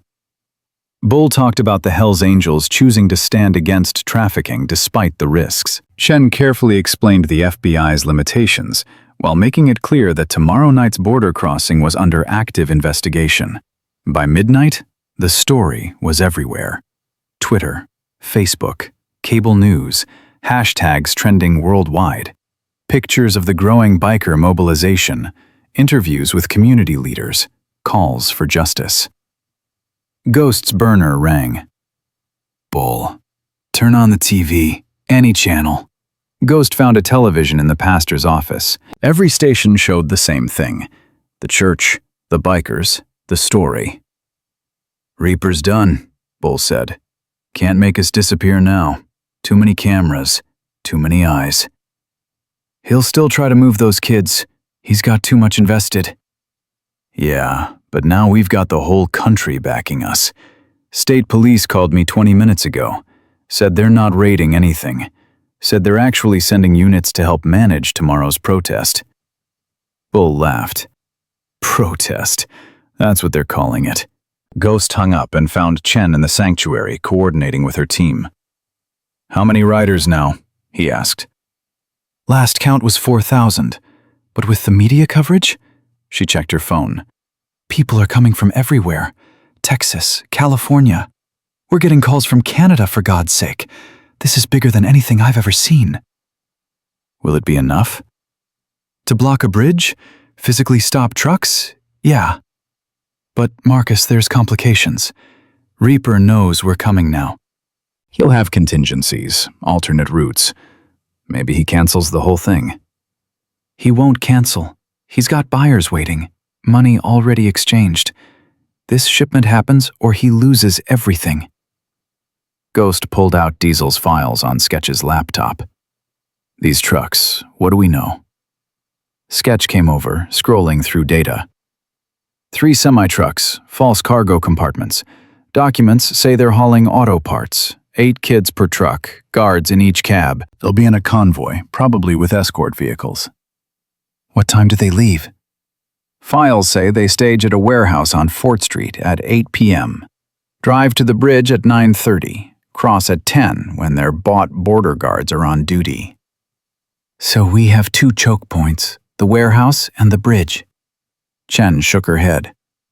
We can't hit the warehouse. That's kidnapping territory, armed confrontation. People will die. The bridge is better, public, visible, media present. Forces them to back down without violence.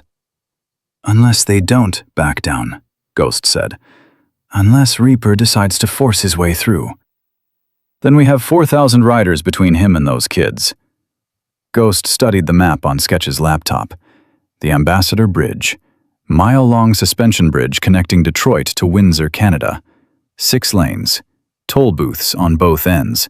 Usually jammed with commercial traffic. 4,000 bikes on that bridge, Ghost said. We shut down commercial traffic completely. For how long? Chen asked. As long as it takes. The city won't allow it. Border authorities won't allow it. You're talking about disrupting millions in trade, creating international incidents. I'm talking about saving 24 kids. Everything else is just noise. Chen stared at him for a long moment, then nodded. Okay, but we do this smart, coordinated, no vigilante justice. No one gets hurt unless there's absolutely no choice. Agreed. They spent the rest of the night planning. Sketch coordinated with other clubs, establishing communication protocols, organizing staging areas. Bull worked with off-duty cops and former military, setting up security teams. Chen liaised with her FBI colleagues, threading the needle between official sanction and plausible deniability. By dawn, the plan was set. By 8 a.m., riders started arriving at designated meeting points around Detroit. By noon, the number hit 5,000. By 3 p.m., it reached 6,000. Ghost rode through the staging areas, seeing faces he'd never met, but who all shared the same purpose. Old men on vintage Harleys, young women on sport bikes, veterans, teachers, parents. People from every walk of life, unified by one simple conviction. At 5 p.m., Ghost returned to the church. Zara was awake, sitting with her father, watching news coverage. Ghost! She ran to him. He knelt down, let her hug him. Hey, baby girl, you okay? Daddy showed me the news. All those people, they're coming because of me? They're coming because of all the kids who need help. You're just the one who reminded us why it matters. Are you going to stop the bad men? We're going to try. Will you be safe? Ghost thought about lying, about giving her false comfort. But Zara had earned honesty. I don't know. But I promise I'll do everything I can to make sure those other kids get saved. Just like you were. Zara hugged him tighter. You're still my angel. Ghost's throat closed up. He held this brave little girl. Thought about Amara, about second chances, about redemption earned through action instead of words. Pastor Thompson put his hand on Ghost's shoulder. Bring them home, son. Bring all those children home. I will, or die trying. At 7 p.m., Ghost, Bull, Chen, and Sketch met at the final staging area, a parking lot 3 miles from the bridge. 6,000 motorcycles, more arriving every minute. The rumble of engines was like thunder that never stopped. Rebecca and her camera crew were there, documenting everything. Other media, too. Helicopters overhead. This was no longer a secret operation. It was a movement. Ghost's phone rang. Diesel calling from his hospital bed. "Tell me you got this," Diesel said, his voice weak but steady. "We got this." "The files, they're helping?" "They're everything. We know exactly what Reaper's planning." "Exactly when and where." "Good," Diesel coughed. "Ghost, when this is over, when those kids are safe, I'm done. With the club, with the life, all of it. Going straight." "What'll you do?" "I don't know. Maybe work with kids. Maybe try to make up for all the times I looked the other way." He paused. "Think I can be redeemed?" "Brother, if I can, anyone can." They hung up. Ghost checked his watch. 7:30. The trucks would be leaving the warehouse in 30 minutes, arriving at the bridge around 9:30. He had 2 hours to position 6,000 riders, coordinate with law enforcement, and pray this worked. Bull handed him a radio. "We're on Channel 7. Every team leader's got one. You call it, we move." "How many teams?" 15. Each one's got about 400 riders.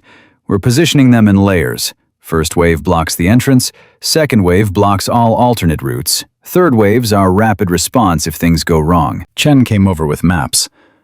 "Border Patrol's cooperating, sort of. They're not officially supporting us, but they're not stopping us either. They'll keep the Canadian side clear, make sure Reaper's trucks can't just ram through and cross anyway." "What about Detroit PD?" "They're managing traffic, keeping civilians clear. They've been ordered not to intervene unless violence breaks out. After that, all bets are off." Chen looked at the assembled riders.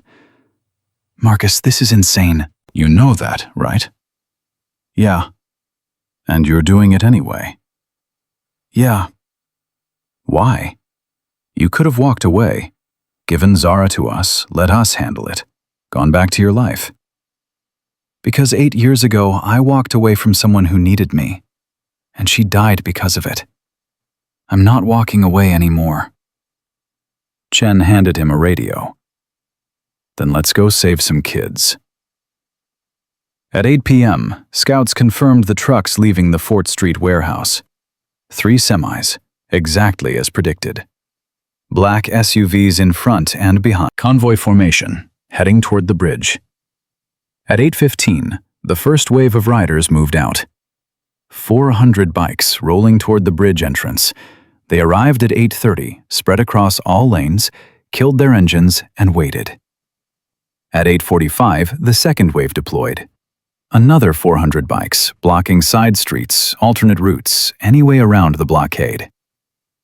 At 9 p.m., Ghost led the third wave to the bridge itself. 2,000 riders on the Ambassador Bridge. They stretched from the Detroit side to the Canadian side, a wall of chrome and leather and determination. News helicopters circled overhead, cameras everywhere, the whole world watching. At 9:15, Ghost's radio crackled. "Scout team to Ghost. Convoy's 5 minutes out. They're not slowing down." "Copy that. All teams, stand ready. No violence unless there's no choice. We're here to save kids, not start a war."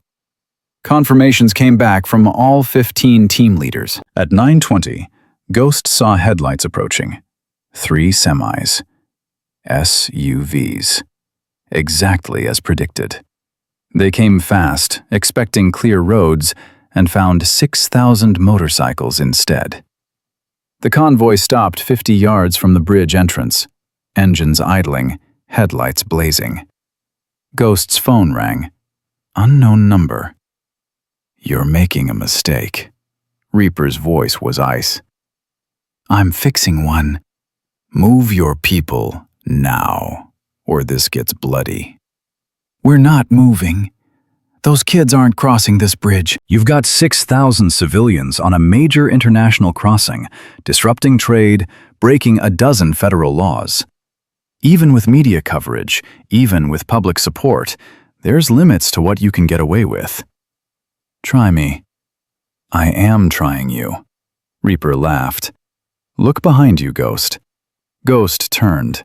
Blue and red lights approaching from the Canadian side. Police. Lots of them. Canadian authorities, Reaper said. They don't care about your media circus. They don't care about your noble cause. They care about an illegal blockade of their border, and they're authorized to clear it by any means necessary. Ghost watched the Canadian police form a line on the far end of the bridge. Riot gear, shields. This was about to get ugly. So here's what happens, Reaper continued. Canadian police clear the bridge from their end. My trucks drive through the gap. Those kids cross into Canada, and there's nothing you can do about it. The Canadian officers started advancing. Slow, methodical, professional. Bull came up beside Ghost. What do we do? Ghost looked at the advancing police, at the waiting trucks, at 6,000 riders who'd risked everything to be here, at the cameras recording every moment. We sit tight. Don't move. Don't fight back. Just sit on our bikes and make them drag every single one of us off this bridge. They will, you know. Arrest all of us. I know. But by the time they do, those trucks won't have time to cross before shift change at the border. New guards come on at 11. Guards who aren't on Reaper's payroll. That's your plan? Stall long enough for an honest shift rotation? You got a better idea? Bull grinned. Nope. Let's see how this plays out. The Canadian police were 30 feet away when Ghost's phone rang again. Chen. Don't answer, she said. Just listen. I've got the Canadian Justice Minister on the line. She's watching the news coverage, seeing what's happening. And she's pissed. Not at you, at Reaper, at the whole trafficking network. She calling off the cops? Better. She's ordering them to search those trucks. Says if there's evidence of human trafficking, the vehicles don't cross. Period. Ghost's heart jumped. Can she do that? She's the Justice Minister. She can do whatever she wants. Hold your position. 3 more minutes. Ghost relayed the message over the radio. 3 more minutes. Don't move. Don't fight. Just hold. The Canadian police were 10 feet away when their radios crackled. They stopped, listened, looked confused. Their commander got on his phone, argued with someone, listened more.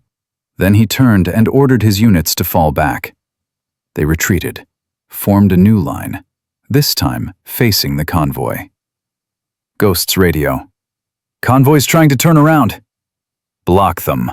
Don't let those trucks leave. The fourth wave of riders moved in from behind, boxing the convoy against the bridge blockade. The trucks were trapped between 2,000 bikes in front and another 1,000 behind. Canadian police approached the semis, ordered the drivers out.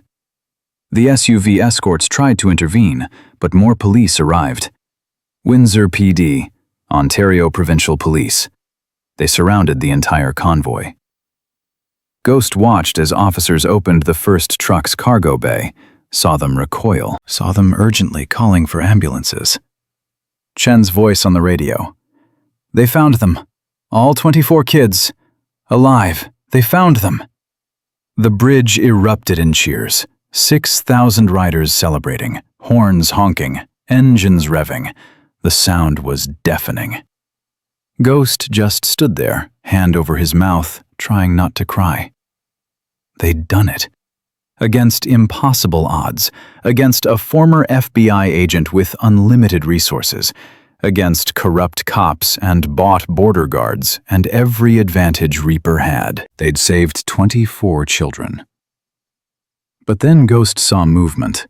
One of the SUVs breaking formation.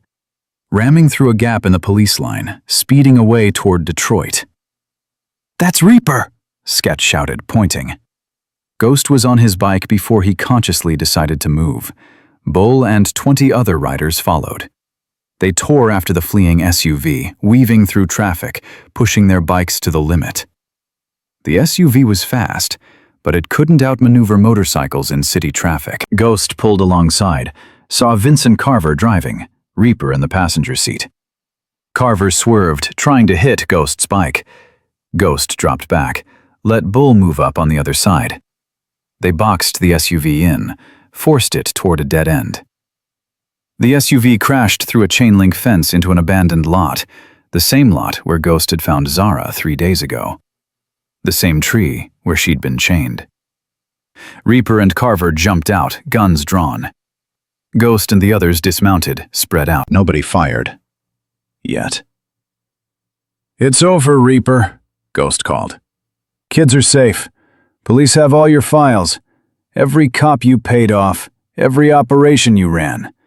It's all done." Nothing's done until I say it is. Reaper aimed at Ghost. You cost me everything. Millions in lost revenue. My entire network. Years of work. "Good." I'm gonna kill you. Then I'm gonna kill that little girl. Then I'm gonna rebuild from scratch. "No, you're not." Ghost took a step forward. "Because you forgot something." What's that? "You're not the only one with a gun." 20 riders pulled weapons. Reaper and Carver were outnumbered 10-1. Police sirens approached, getting closer. "Drop it," Ghost said. "End this now, while you still can." Reaper's hand trembled. For a second, Ghost thought he might actually do it, might surrender, choose prison over death. But then Carver moved, swung his gun toward the approaching police cars, fired. The riders fired back. Carver went down. Reaper dropped his weapon, hit the ground, hands up. Ghost walked over, kicked Reaper's gun away, looked down at the man who'd caused so much suffering. "It's over," Ghost said again. Police cars flooded the lot, officers shouting orders. Reaper was cuffed, hauled away. Carver was loaded into an ambulance, critical, but alive. Chen found Ghost in the chaos. 24 kids, all alive. Some dehydrated, all traumatized, but alive. They're being taken to hospitals now. Families are being contacted. Zara? Safe at the church, asking for you. Ghost nodded, suddenly exhausted. 3 days of running on adrenaline and desperation finally catching up. Bull came over. "We did it, brother. Actually did it." "Yeah, we did." "What now?" Ghost looked at the tree where he'd found Zara, at the chain still wrapped around the trunk, at the place where everything changed. "Now we make sure it stays done. No more kids in chains. No more turning away because it's not our problem." Ghost turned to Bull. "The Hells Angels. What are you gonna do at the club?" Bull was quiet for a long moment. "Diesel was right. Time to go straight. Time to be what we should have been all along. Brothers who actually protect people." "Think the others will follow?" "Some will, some won't. But the ones who matter, the ones with souls left, yeah, they'll follow." Bull held out his hand. "Ride with us again, Ghost. Help me rebuild this thing right." Ghost shook his hand. "Yeah, I'll ride with you." Over the next hour, the story continued to unfold. News of the rescue spread worldwide. Videos of the bridge blockade went viral. Pictures of 6,000 bikers standing against traffickers. Interviews with rescued children. The whole impossible, beautiful, messy truth of it. By midnight, Ghost was back at the church. Zara ran to him when he walked in. "You did it! The news said you saved all of them." "We saved them. All of us. Together." Zara hugged him. Pastor Thompson came over, tears in his eyes. 24 families are getting their children back tonight because of you. Because of a lot of people. None of this was just me. Maybe not, but you started it. You took that first step. Thompson smiled. That's what heroes do, Marcus. They take the first step even when everyone else is too scared. Ghost sat down, suddenly aware of how much everything hurt. Bruises, exhaustion, emotional overload. Chen sat beside him. Media's calling it the biggest anti-trafficking operation in U.S. history. They're calling you the man who led 6,000 bikers against organized crime. You're a national hero. I'm not a hero. I'm just a guy who found a kid and couldn't walk away. That's exactly what makes you a hero. Chen handed him a file. Reaper's talking, giving up names to try for a reduced sentence. So far, he's implicated 47 people. Cops, border guards, judges, politicians, the whole network. This is bigger than any of us thought. Will they prosecute? Already started. Federal charges across the board. This is going to take years to fully unravel, but we'll get them all. Every single person who helped traffic children. Ghost opened the file, saw names, faces. Some he recognized, most he didn't, but they'd all pay now. All of them. What about the bounty? Ghost asked. The one Reaper put out. Cancelled. With Reaper in custody and the whole operation exposed, no one's stupid enough to try collecting. Chen stood. You're safe, Marcus. Finally safe. Never really felt unsafe. Just felt like I had a job to do. And now it's done. Ghost looked around the church, at the people who'd risked everything, at the community that had come together, at Zara sleeping peacefully on a couch, finally free from fear. Yeah, he said.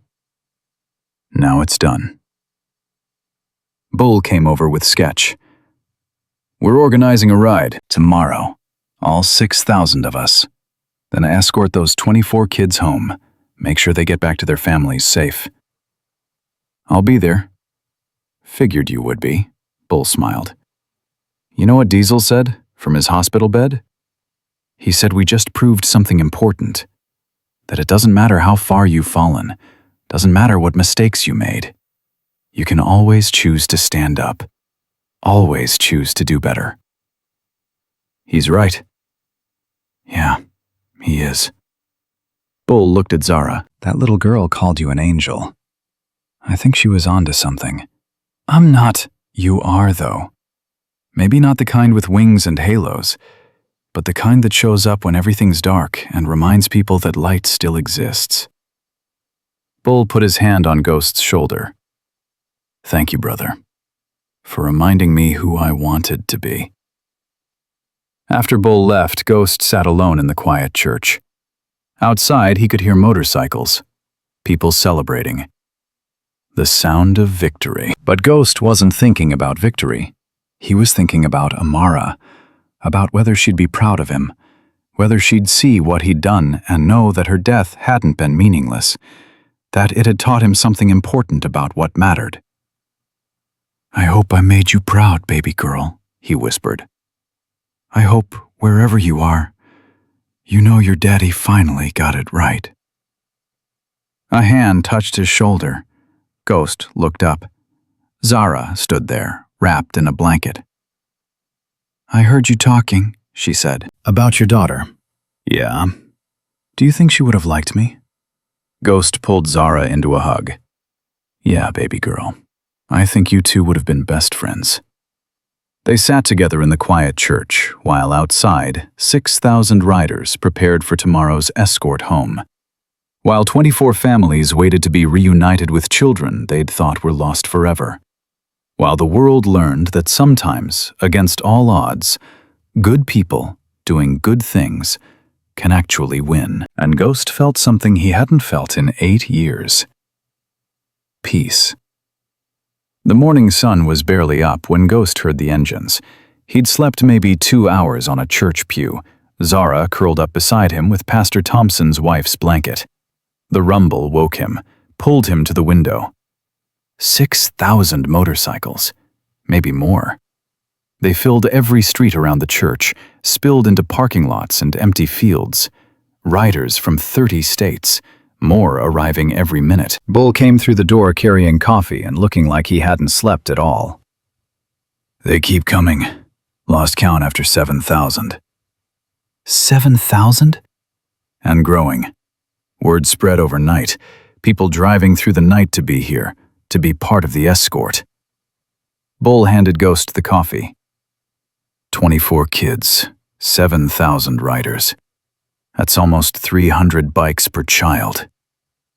Ghost sipped the coffee. It was terrible, church basement quality. But it was hot, and he needed it. Where are the kids now? Hospital. Doctors cleared most of them. Couple need to stay longer for observation. But 22 are ready to go home today. Bull pulled out a list. Chen's team coordinated with families, got addresses, routes, logistics. We're splitting into 22 convoys. Each kid gets their own escort home. What about the other two? Bull's face darkened. One's family is dead. Car accident 6 months ago. She's got no one. The other kid, his parents haven't been found yet. Possible they were involved in the trafficking. Ghost set down his coffee. They're not going into the system alone, not after everything. What are you saying? I'm saying I'll take them. Foster, adopt, whatever it takes. They're not going back to emptiness. Ghost, you can't just— Yes, I can. And I will. Ghost looked at Bull. You got a problem with that? No. I think it's exactly what you should do, Bull smiled. Amara would be proud. Zara stirred on the pew, woke up, saw the window full of motorcycles. Oh my God. Look at them all. They're here for you, Ghost said. For all the kids. There's so many. Yeah. Turns out when people remember what matters, they show up. Ghost knelt beside her. You ready to go see the other kids? The ones we rescued? Can I? You're part of this story, Zara. You're the reason any of us are here. Those kids should meet you. They drove to the hospital in Chen's sedan, Ghost riding with Zara while Bull coordinated the convoy logistics. The hospital parking lot was already packed with bikes, riders standing respectfully outside while families gathered inside. The children were in a large common room, 24 kids ranging from 8 to 16, some crying, some silent, all traumatized, but alive. When Ghost and Zara walked in, conversations stopped. One of the older girls recognized Zara from news coverage. You're the girl from the tree, the one who started all this. Zara nodded, suddenly shy. The girl came over, hugged her. Thank you. If you hadn't been brave, we'd all be— She couldn't finish. Other kids came over, hugging Zara, thanking her, crying. Ghost stepped back, let them have their moment. These were children who'd survived hell, who'd been merchandise, packages, investments. Now they were kids again, scared and hurt, but kids. Chen found Ghost in the hallway. Families are arriving. We're starting reunions in 20 minutes. You should be there. This is their moment, not mine. You made this moment possible. Be there. The first reunion broke Ghost's heart and put it back together at the same time. An 8-year-old boy named Marcus, same name as Ghost, different spelling, and his mother. She'd been searching for 6 months, had called police every day, had never stopped believing. When she saw her son, the sound she made was beyond words. Pure relief, pure joy, pure love. They collapsed into each other, both sobbing, both holding on like they'd never let go. Ghost watched from the doorway, his own eyes burning. This was why. This moment right here. This was everything. 21 more reunions followed, each one devastating and beautiful. Parents who'd lost hope finding it again. Children who'd given up seeing their families reunited.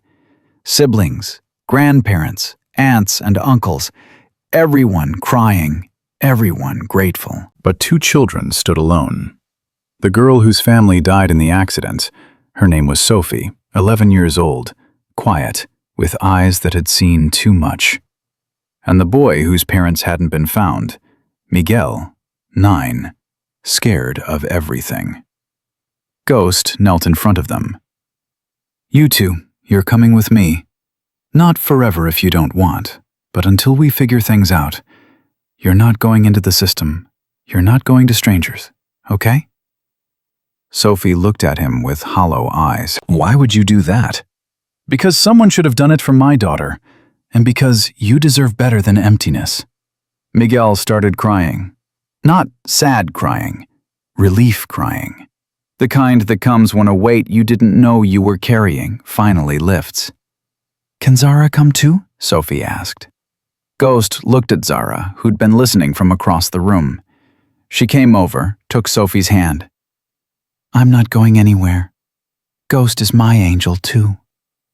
The escort ride began at noon. 7,000 motorcycles and 22 convoys. Each child riding safely in a car with family, while hundreds of bikes surrounded them in protection. The sound was like thunder that didn't stop.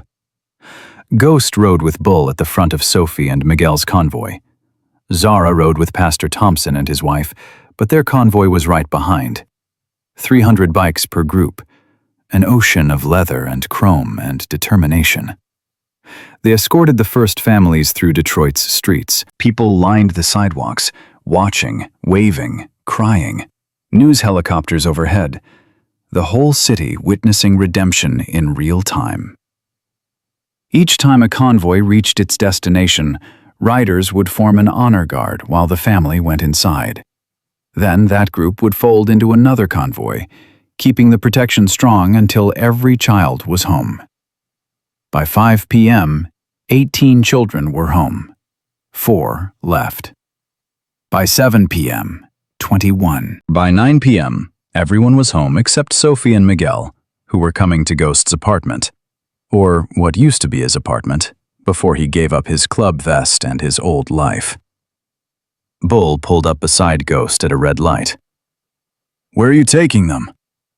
I don't know. My place is too small. 1 bedroom, no room for 3 kids. Pastor Thompson offered his basement, said he's got space. Zara's already staying there anyway. I can't ask him to. He's not asking. He's insisting.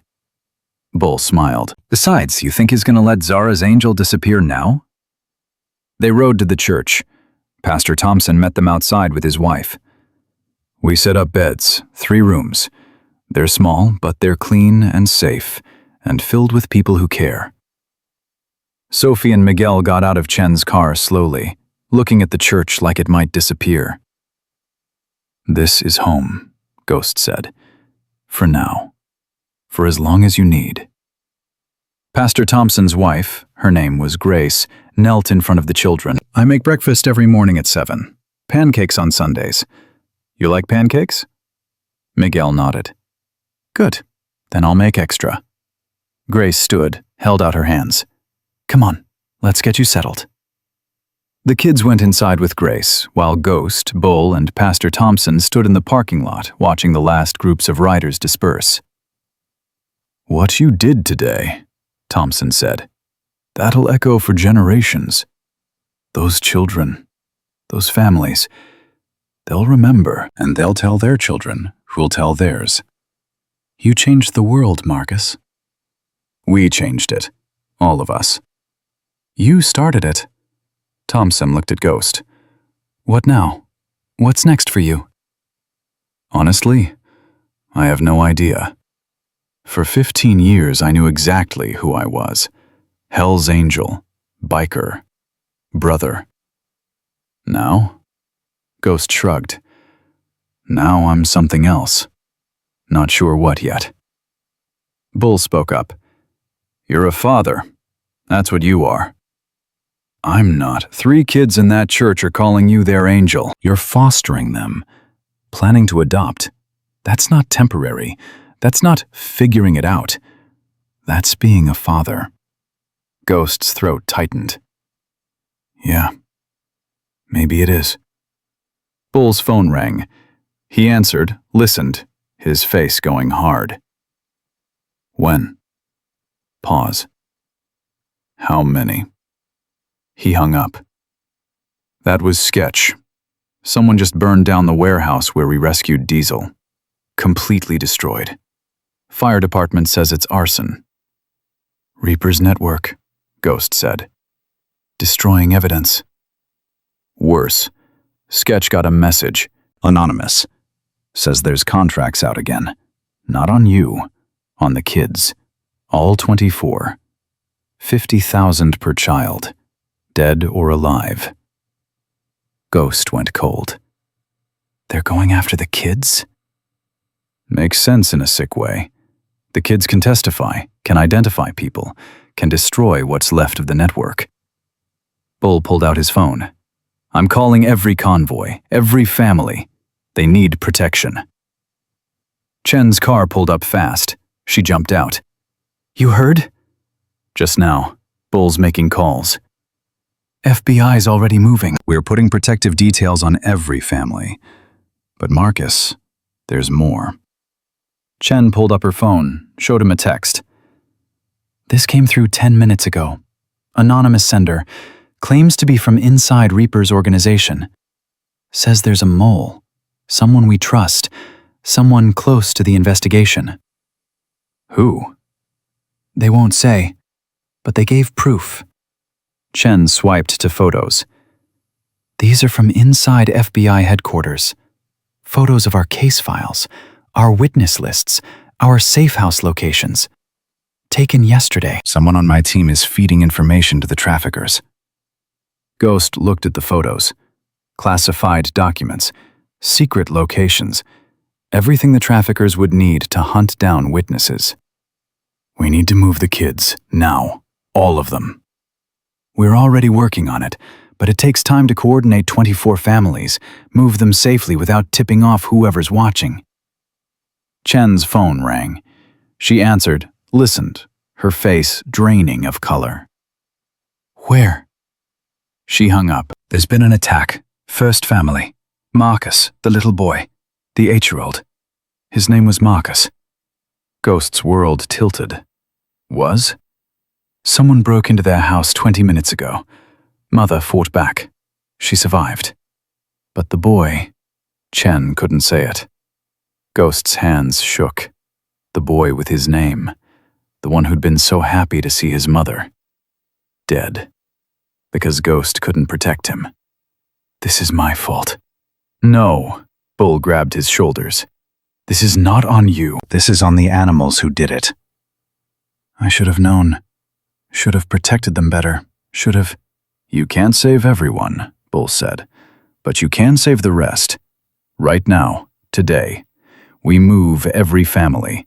Pull them into churches, clubhouses, anywhere with protection. We form a perimeter that nothing gets through. Ghost pushed past grief into rage. Cold, focused, deadly. Get Sketch. Get every rider who hasn't gone home yet. We're forming protection teams. 23 families. Minimum 50 bikes per house. Armed. Watching. If anyone even looks suspicious, we stop them. Marcus, that's vigilante. I don't care what it's called, Ghost shouted. A child is dead. A child we saved. I'm not losing another one. Chen stepped back. Pastor Thompson put his hand on Ghost's shoulder. Then we do it smart, Thompson said quietly. We do it right. We protect these families legally, through numbers, through visibility, through making it impossible for anyone to hurt them without the whole world seeing. Ghost took a breath. Another. You're right. Okay. We do it smart. Over the next 3 hours, they mobilized. Bull called every club president from the escort. Within an hour, commitments came in. 2,000 riders redistributed to guard duty, 50 bikes minimum per family, parked outside houses, watching, waiting. Ghost went to sketch. That anonymous message, the one about the mole, can you trace it? Then trying, used a sophisticated anonymizer, but whoever sent it wanted to be found. They left breadcrumbs. Sketch typed fast. Give me an hour. Ghost used that hour to visit the families, checking security, talking to terrified parents, promising protection he hoped he could deliver. At the fourth house, a mother grabbed his arm. Is my daughter safe? Tell me the truth. Is she safe? Ghost looked at this woman who'd just gotten her child back, only to face losing her again. I don't know, but I promise you this. Anyone who tries to hurt her goes through me and 2,000 armed bikers first. And we're not moving. We're not sleeping. We're not backing down. The mother nodded. Thank you. Ghost's phone rang. Sketch. I found the source, the anonymous message about the mole. Sketch paused. Marcus, this is bad. Really bad. Just tell me. The message came from inside the FBI field office. Same computer network Chen uses. But it wasn't Chen. It was someone in her chain of command, someone with access to everything. Who? I can't get a name, but they left one more message, just posted 5 minutes ago. Sketch read it. The mole will be at Reaper's arraignment tomorrow. Courtroom B, Federal Building, 9 a.m. Watch for the man in the gray suit who can't stop checking his phone. Ghost hung up, called Chen. The mole. They're going to be at Reaper's arraignment tomorrow. How do you know? Someone's feeding us information. Someone inside who wants them caught. Why would someone inside help us? Maybe they've got a conscience. Maybe they've got a kid.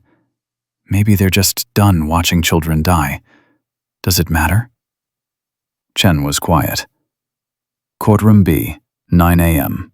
I'll be there. So will I. The next morning, Ghost stood outside the federal courthouse wearing borrowed clothes that didn't quite fit. Bull beside him. Sketch with a hidden camera. 300 bikers forming a perimeter outside. Inside, the courtroom was packed. Reaper being arraigned on 47 counts of trafficking, conspiracy, and murder. Media everywhere. Chen and her FBI team in the front row. Ghost scanned faces, looking for the man in gray who couldn't stop checking his phone.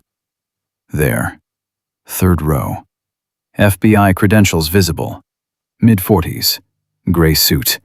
Phone in his hand. Checking it every 30 seconds. Ghost leaned to Chen, whispered a name. She looked.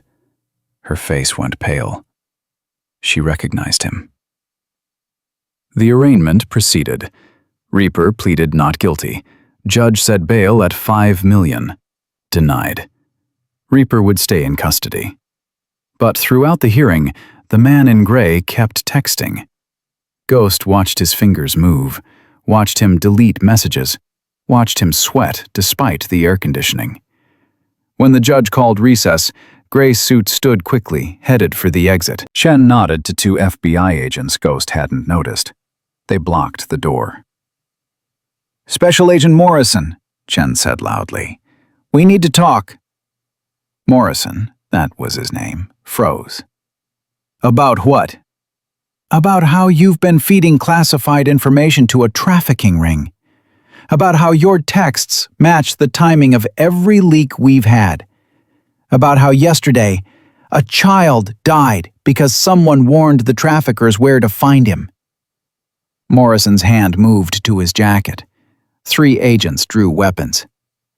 Don't. Morrison's shoulders sagged. It was my kid. They had my kid. Said they'd kill her if I didn't cooperate. Chen moved closer. When? When did they take her? 6 months ago. Said it was kidnapping for ransom. Then Reaper contacted me. Said I work for him now or my daughter dies. Morrison was crying. I didn't want to. I tried to feed bad information, tried to help without them knowing. But that boy yesterday, that's on me. I told them where he lived. Where is your daughter now? I don't know. They move her. They send me photos to prove she's alive, but I haven't seen her in person since. Morrison stopped, pulled out his phone. Wait, they just sent me something. He showed Chen. A photo. A teenage girl. Bound. Gagged. Timestamp from 10 minutes ago. That's her. That's Emma. The text says she dies in 1 hour unless I help them escape. Chen looked at Ghost. Can Sketch trace this? Ghost was already calling. Sketch answered. Send me the photo. I'll pull metadata. Ghost took Morrison's phone, forwarded the image. 30 seconds later, Sketch called back. Got a location, warehouse on Fort Street. Same area where we found Diesel. How confident? 90%. But Marcus, there's chatter on the Iron Skull's networks. They know Morrison got caught. They're moving the girl. You've got maybe 30 minutes. Ghost looked at Bull. How fast can we mobilize? 100 riders, 10 minutes. Do it. Chen grabbed Ghost's arm. This is an FBI matter. You can't just... Yes, I can. You want that girl alive? You want to stop Morrison's handlers? Then you need speed. And you need people who don't care about paperwork. Ghost was already moving. You can come or you can stay. But I'm going. Chen made her choice in 2 seconds. I'm coming. But this goes south. I don't know you. Deal. 100 motorcycles. FBI tactical team. Racing through Detroit toward Fort Street. They arrived at the warehouse in 8 minutes. Surrounded the building in seconds. Ghost kicked in the door first. Bull right behind. Chen and her team following. Inside, 4 Iron Skull's members. 1 teenage girl tied to a chair. Emma Morrison. Alive. Terrified. The traffickers reached for weapons. Didn't make it. Bull dropped 2. Ghost took down a 3rd. Chen's team secured the 4th. Ghost cut Emma's ropes. You're safe. Your dad's waiting for you. Emma broke down crying. Chen wrapped a jacket around her, led her out to waiting ambulances. The warehouse was secure. The trafficking operation's last remnants destroyed. But Ghost knew this wasn't over. Networks like this had deep roots. Cutting off a few branches wouldn't kill the tree. 2 weeks later, Ghost stood in the same courtroom for Reaper's trial. 23 of the 24 rescued children testified. The one who'd been killed, little Marcus, his mother testified in his place, holding his photo while she spoke. The trial lasted 4 days. Jury deliberated for 2 hours. Guilty on all counts. 4 consecutive life sentences. No parole. Reaper showed no emotion as the verdict was read, but when they led him away, he looked at Ghost one last time. This isn't over, Reaper mouthed. Ghost mouthed back. Yeah, it is. 6 months after the bridge, Ghost stood in Pastor Thompson's church for another kind of ceremony. Not a raid, or a rescue, or a fight. An adoption. Sophie, Miguel, Zara, all 3 officially his children now. The judge had expedited the process, citing Ghost's actions, his character, his commitment. Do you, Marcus Williams, promise to provide for these children, protect them, guide them, and love them as your own? Ghost looked at the 3 kids beside him. Sophie with her cautious smile, Miguel with his superhero comic, Zara with her bright eyes that had started to heal. I do. Then by the power vested in me, I declare this adoption final and binding." The judge smiled. "Congratulations. You're officially a father." The courtroom erupted in applause. 7,000 riders couldn't fit in the building, but they'd formed a line outside. When Ghost and his children walked out, those riders revved their engines in salute. Bull was the first to congratulate him. "Told you, you're a father." "Yeah, guess I am." Diesel came over, still limping, but alive. "Proud of you, brother." "Right back at you. Heard you're opening that youth center." "Yeah, using some of the reward money the FBI gave me for the evidence. Figure if I help kids find better paths, maybe I make up for some of the bad I did." "You're already making up for it." Ghost looked at his friend. "We all are." Sketch approached with news. "The network, Reaper's network. We're still tracking it." 47 arrests so far. But there's more. Always more. "Then we keep fighting." "We?" Sketch smiled. "You're a family man now. Can't be running off to fight traffickers." "Watch me." Ghost looked at his children. "They know what we're building. A world where kids don't get chained to trees, where people stand up, where good wins. And they're part of that. We all are." 1 year after the bridge, Ghost stood at Amara's grave. He visited every week, but today was special. Her birthday. She would have been 17. "Hey, baby girl," he said quietly. "Been a while since I gave you a real update, not just the quick visits. So here it is. Everything." He told her about Zara, Sophie, and Miguel, about how Sophie was starting to smile more, how Miguel was drawing pictures of motorcycles and superheroes, how Zara called him dad now without hesitation. He told her about the Guardians, Bull's reformed Hell's Angels chapter that now ran protection for domestic violence victims and escorted trafficking survivors to safety. He told her about the 53 trafficking arrests in the past year, about the 200 children rescued through coordinated operations based on what they'd learned that night on the bridge. "I don't know if you can hear me," Ghost said. "Don't know if it works that way. But if you can, I need you to know something. When you died, I thought I died too. Thought everything good in me died with you. But you taught me something, baby girl. You taught me that love doesn't die, that sacrifice matters, that standing up for someone who can't stand up for themselves, that's what angels do."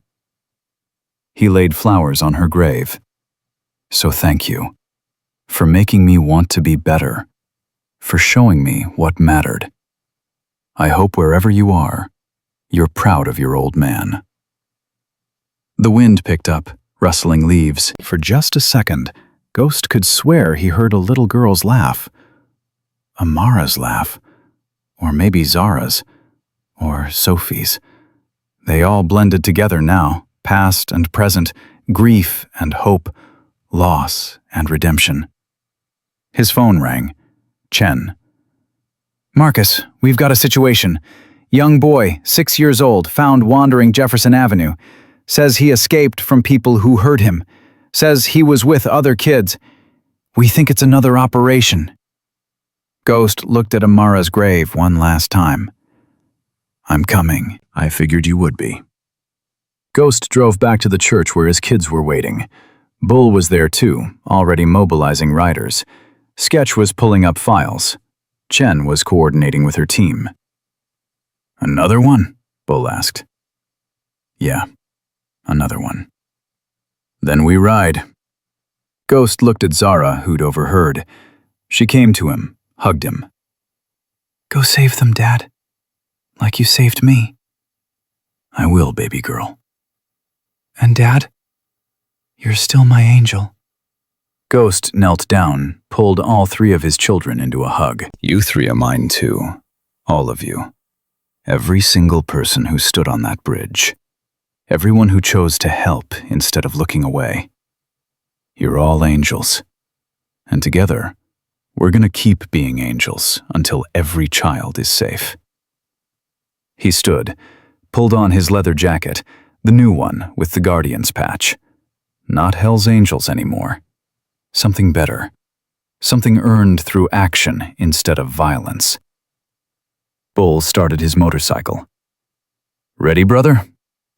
Ghost kicked his bike to life. The rumble echoed off the church walls. 100 other bikes answered, then 200. The sound grew until it shook windows and rattled doors and announced to anyone listening that the Guardians were riding again. 7,000 riders had started on a bridge one night.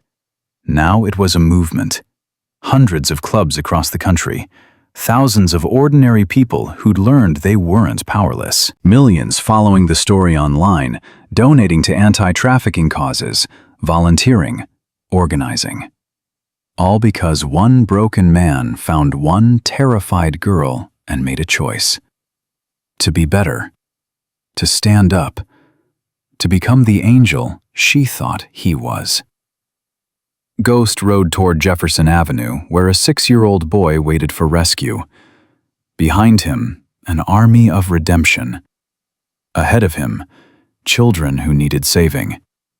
Inside him, the unshakable conviction that this was his purpose. This was what Amara's death had taught him.